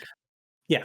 I've had no interest in playing newer games, and I kind of want to just play some older games and just chill with it. Follow your heart, Nolan. Yeah. And then I don't have a fuck you, but I'm going to give a come on, man, to some of the Call of Duty Warzone players I play with that just get so like butthurt when they die in game, and you just hear them like cursing out through their like mic and stuff. And I just want to be like, it's just a game. Why you have to be mad? Like, it's just one of those things where it's like, come on, like, we're all here having fun. You don't got to be like upset when you die. Just have fun playing games. That's all right. Ted I like that attitude. That's it. Oh, all right, Chris Davis. That was pretty much a minute. I did watch it. Nolan's good at this. He Unlike is. you fools. Okay. My first hype this week is like Nick and Chris for Resident Evil 8. I've ordered my copy. I'm picking it up from Best Buy tomorrow. I share all your sentiments. I'm hopeful for this game. I think the castle demo gave me a better impression of what this game is going to be about, and listening in on a few like tech reviews and things like that, like from Digital Foundry, has made me feel better about it. So I'm gonna play it. I'm gonna play it. I'm hoping tech reviews. Why was anybody ever concerned about the performance of Resident Evil 8 when every single fucking game that they've released in this RE engine has run beautifully? Look at fucking Monster Hunter on a Switch running as well as it is. Okay, if it can run that well on a Switch, I don't think they have too many issues with the Resident Evil engine. I watched them because this is a multi-platform game, and I have all the next gen platforms necessary to play it. I want to know what probably was, in their opinion, the best tech experience. And which platform? I know, but you made it sound like there was concerns, and I know there was those early comments of like, "Oh, Resident Evil 8 struggling on the PlayStation 5." There's reports for the in-game development had frame rate issues. I'm just saying that was never any nature news. Of clickbait. That was never news because the Resident Evil engine. Out of curiosity, Chris Davis, which platform are you getting it on? I made the decision to get it on Xbox, mainly because the demo and how it handled the triggers, I just did not like how they were treating that in this game. So I'd rather just play the haptic feedback on it. You know that, right? Not the haptic feedback. The haptic feedback's fine. It's the triggers and the controlled whatever they're called. Adaptive triggers. Adaptive triggers. You know you could turn that off, right? I mean, sure, yeah, but hey, I already got it. So back to 4-player minute. Yeah. Anyway, keep it rolling. My second hype is for the new Pokemon Snap. I've ordered that. I recently powered on my Switch and got it updated, and you know what? This sounds like a perfectly good Switch game to play. So I started weird. that. Are you even a Pokemon guy? Brad, is this your 4-player minute? No, but that's a legitimate question. I'm a Pokemon Snap guy. Monster Hunter going, it's on a sneaky Switch. And then he gets fucking Pokemon Snap? I loved the original Pokemon Snap, and this is more Pokemon Snap. 5 Pokemon. Go. 5 Pokemon. Go. We're waiting, Chris Davis. Go. Fine. Fucking Mewtwo, Ekans, I will Arbok. buy you a sushi boat. Charizard, Squirtle, Ekans Blastoise. And Arbok? No. Okay. Same line. Squirtle, Blastoise. Come on. 3 of them were starters. Gengar, Mr. Mime. Like I want you to name 3 Pokemon from a generation that isn't red or blue. I mean, that's not going to help you because I didn't play any past Gen 1. I'm a Gen 1 purist. So Brad, this is you know how you always say Chimchar, motherfucker. You know how, fucking Pokemon Gatekeeper, bitch. What's wrong with you? I'm not a Pokemon Gatekeeper. You are literally asking me to name Pokemon to qualify as a Pokemon fan. That's fucking called gatekeeping, motherfucker. Chris Davis, hold on a second. Brad, you know how Brad, every year you say there's always that one odd game that Chris Davis really gets into that we're all like, is this year going to be Pokemon Snap? Is that the strange one? Who knows? There's nothing wrong with it, Chris Davis. There's nothing wrong with it. I think it's admirable. You should always have something that throws us for a loop. It's funny that this one is a Pokemon Snap one. Anyways, sorry. Continue your 4-player minute, please. My first sweat this week is for a game that got announced today. Ubisoft may have done damage control, may have just decided that it was time to announce it, but there's a new Division game coming. It's called Division Heartland. It's being developed by Red Storm, which is okay. Red Storm has made a lot of good games, but it's a free-to-play game. There it is. And it's coming out this year, and I don't know how I feel about that formula of game working in a free-to-play aspect. Like, they already tried to monetize the shit out of the first 2 divisions, and they want to make this free to play. Like, how much more can they possibly fucking monetize? Like, I don't know what to think about it. Dude, they'll find a way. Destiny went free to play too, and their monetization is aggressive. Like they just added fucking transmog, and it's fucked up. Like it's kind of fucked up how it works. Okay. Chris Davis, did you ever watch Tom Clancy's The Division Agents Origins? No. Wait, was that the YouTuber compilation thing? No, it's like on Prime Video. That's unexpected. So they did a promo deal with a number of YouTube channels, including like Freddie W, in which they were doing like prequel videos. You can kind of do whatever you want as long as it was set in Division. I remember watching that. I think that's what that is. This is a long 4-player minute, Chris Davis. Y'all were all long. You were long too, bitch. Shut up. Wow. And Brad's half the reason this is going long. Yeah. Well, that's the joke. Also, I just want to know, somebody in chat said something similar to this, and it made me start laughing internally. But like, if Brad had said, "You're a Pokemon fan," do the fucking Poke rap.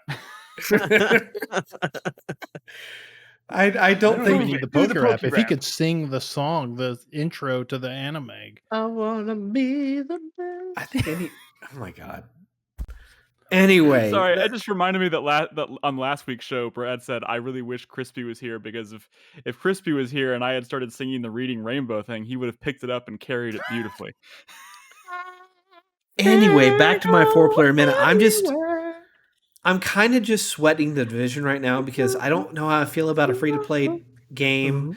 They also announced a fucking mobile title, and they've got new content coming for Division 2. But like, Massive Entertainment, the thing about Massive is that they're already working on 2 other major projects. They're working on a fucking Star Wars game, and they're still working on a fucking Avatar game. Like, in addition to supporting the Division, like, Maggie says otherwise. But like, I just don't know how I feel about the current state of the Division. So I'm hopeful, but who knows? And my sweat / kind of, it's a fuck you, but it's a what the fuck? Was another game that got announced today. There is a next-gen port coming out of the original Baldur's Gate Dark Alliance. Like, where the fuck did that come from? I good for Bandai. I played a bunch of Dark Alliance 1. And it was pretty fun, but like Christmas, and I was like, dude, you can afford video games now? I think that is emblematic of more of what's going on with Hasbro and their subsidiary Wizards of the Coast. They really want money. They really want money. Nick, I will not buy you any sushi if you finish Baldur's Gate Dark Alliance. That is not the same thing. You get no sushi. That being said, it might be a little bit more fun because it's more accessible. You're getting hot dogs. I mean, it's a Gauntlet clone. Well, it's like a Diablo clone, and it's like 5 hours long. Yes. I put a lot more than 5 hours into it, though. Anyway. Is it my turn? Yeah, it's your turn, Nick. Please bring us home. All right. I'm going to bring us home very quickly. My sweat this week is Resident Evil Village. While I am also very excited, I requested. I'm taking tomorrow off specifically so I can play. I'm going to get to it this weekend. I'm a little nervous because I personally, and a lot of people seem to have trouble grasping this when I talk about this on Twitter or Discord or whatever. But like, I am just a little disappointed right out of the gate because it seemed to me like the direction they were going, even the way they named the game, had a lot to imply about like maybe the direction they were taking it. But it turns out, while it's reviewing very well, the consensus seems to be this is kind of a pretty safe Resident Evil game. And you know what? That's fine. I love Resident Evil. Doesn't mean I'm not a little disappointed, but we'll see. We'll talk about it next week. My thank you for the week goes to both the guys over at the Bombcast, we've talked about them a lot tonight. They've given me and many other people years and years of entertainment and kept me informed on the gaming industry in a lot of ways. So thanks to those guys. I hope the Bombcast carries on so I can continue to listen to it, even if it takes a new form. We'll see what happens. But my other thank you goes to you guys, because I love doing this every week, even if we're not like the biggest community, the biggest show in the fucking world. I just like being able to get together every week and talk to you guys about games. It gets me genuinely excited every week. So thank you. My hype goes to Biomutant. Resident Evil comes out tomorrow, but I've been thinking a lot about Biomutant because that game's coming out at the end of the month, and they're ramping up. Videos that they've been releasing make it look pretty cool. It could still go either way, but man, I keep thinking back to that. It is a game that's gonna get 9s or 6s. But the funny thing about that is it's gonna get 9s or 6s, but it could either way, it could still end up being a game that I absolutely love. So you know, I'm hopeful. Let's see, and I don't know. I'll do another fucking hype. Hey, have y'all heard of this show called Dexter? I'm really, really, really, really, really excited for this new season. Like, really excited. They're doing a new season of Dexter's Lab?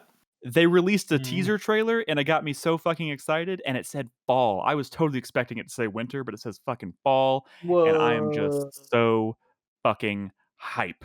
I can't even begin to tell you how fucking hype. How many hot dogs, how many sushi, how many hot dog boats are we gonna bet that the day that show comes out, their Twitter account is gonna tweet "Tonight's the night"? Oh, with 150. Nick is gonna tweet tonight. I'm gonna tweet that. Yeah, I'm gonna tweet that. Holy shit!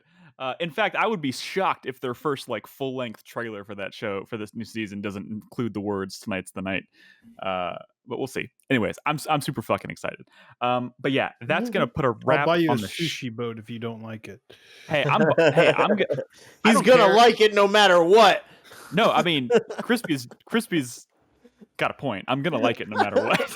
I really am. And you know what? Over the years, I've become comfortable with the fact that I'm okay with that. I'm gonna like it, even if it sucks. Like. But you know what? I really have a good feeling. I have a good fucking feeling. Not only because like the original writer and showrunner is back, who did like the first 4 seasons, which are amazing, but like just the shift in tone and vibe because it takes place in the northeast. Gives it a whole new. Wait a minute. Whole new thing. That dude left after the first 4 seasons? Yes. Yeah, he left. That explains so much. Brad, I feel like I've told you this 1,000 times. He left literally after the Trinity season. Well, this might actually be decent. Yeah. Yes. That's what I'm saying. Oh, I'm sorry, Maggie. Oh my god, I just kicked the cat. Apologize. She's a very old cat, Nick. She was under my feet. She can't take it. She's fine. It was a very gentle tap. Okay, anyways, guys, thank you so much for listening to the show. Of course, 4playernetwork.com is our website. You can find all of our podcasts there. Join us in Discord at discord.gg/4player. We're hanging out there every day, talking about games, movies, shows, soup, whatever the fuck is going on in general. I don't know. And if you want to support us financially, just throw us a dollar every month. You can go to patreon.com/4player. I'm gonna hold that, Chris Davis. I'm gonna ask you what that's all about after we cut the string. It's not that. But guys, thank you for listening. Join us again next week for another episode. Good night. Also, bye guys. Good night. Happy birthday, Brad. Happy birthday, Brad. I'm killing the recording so no one can say anything else.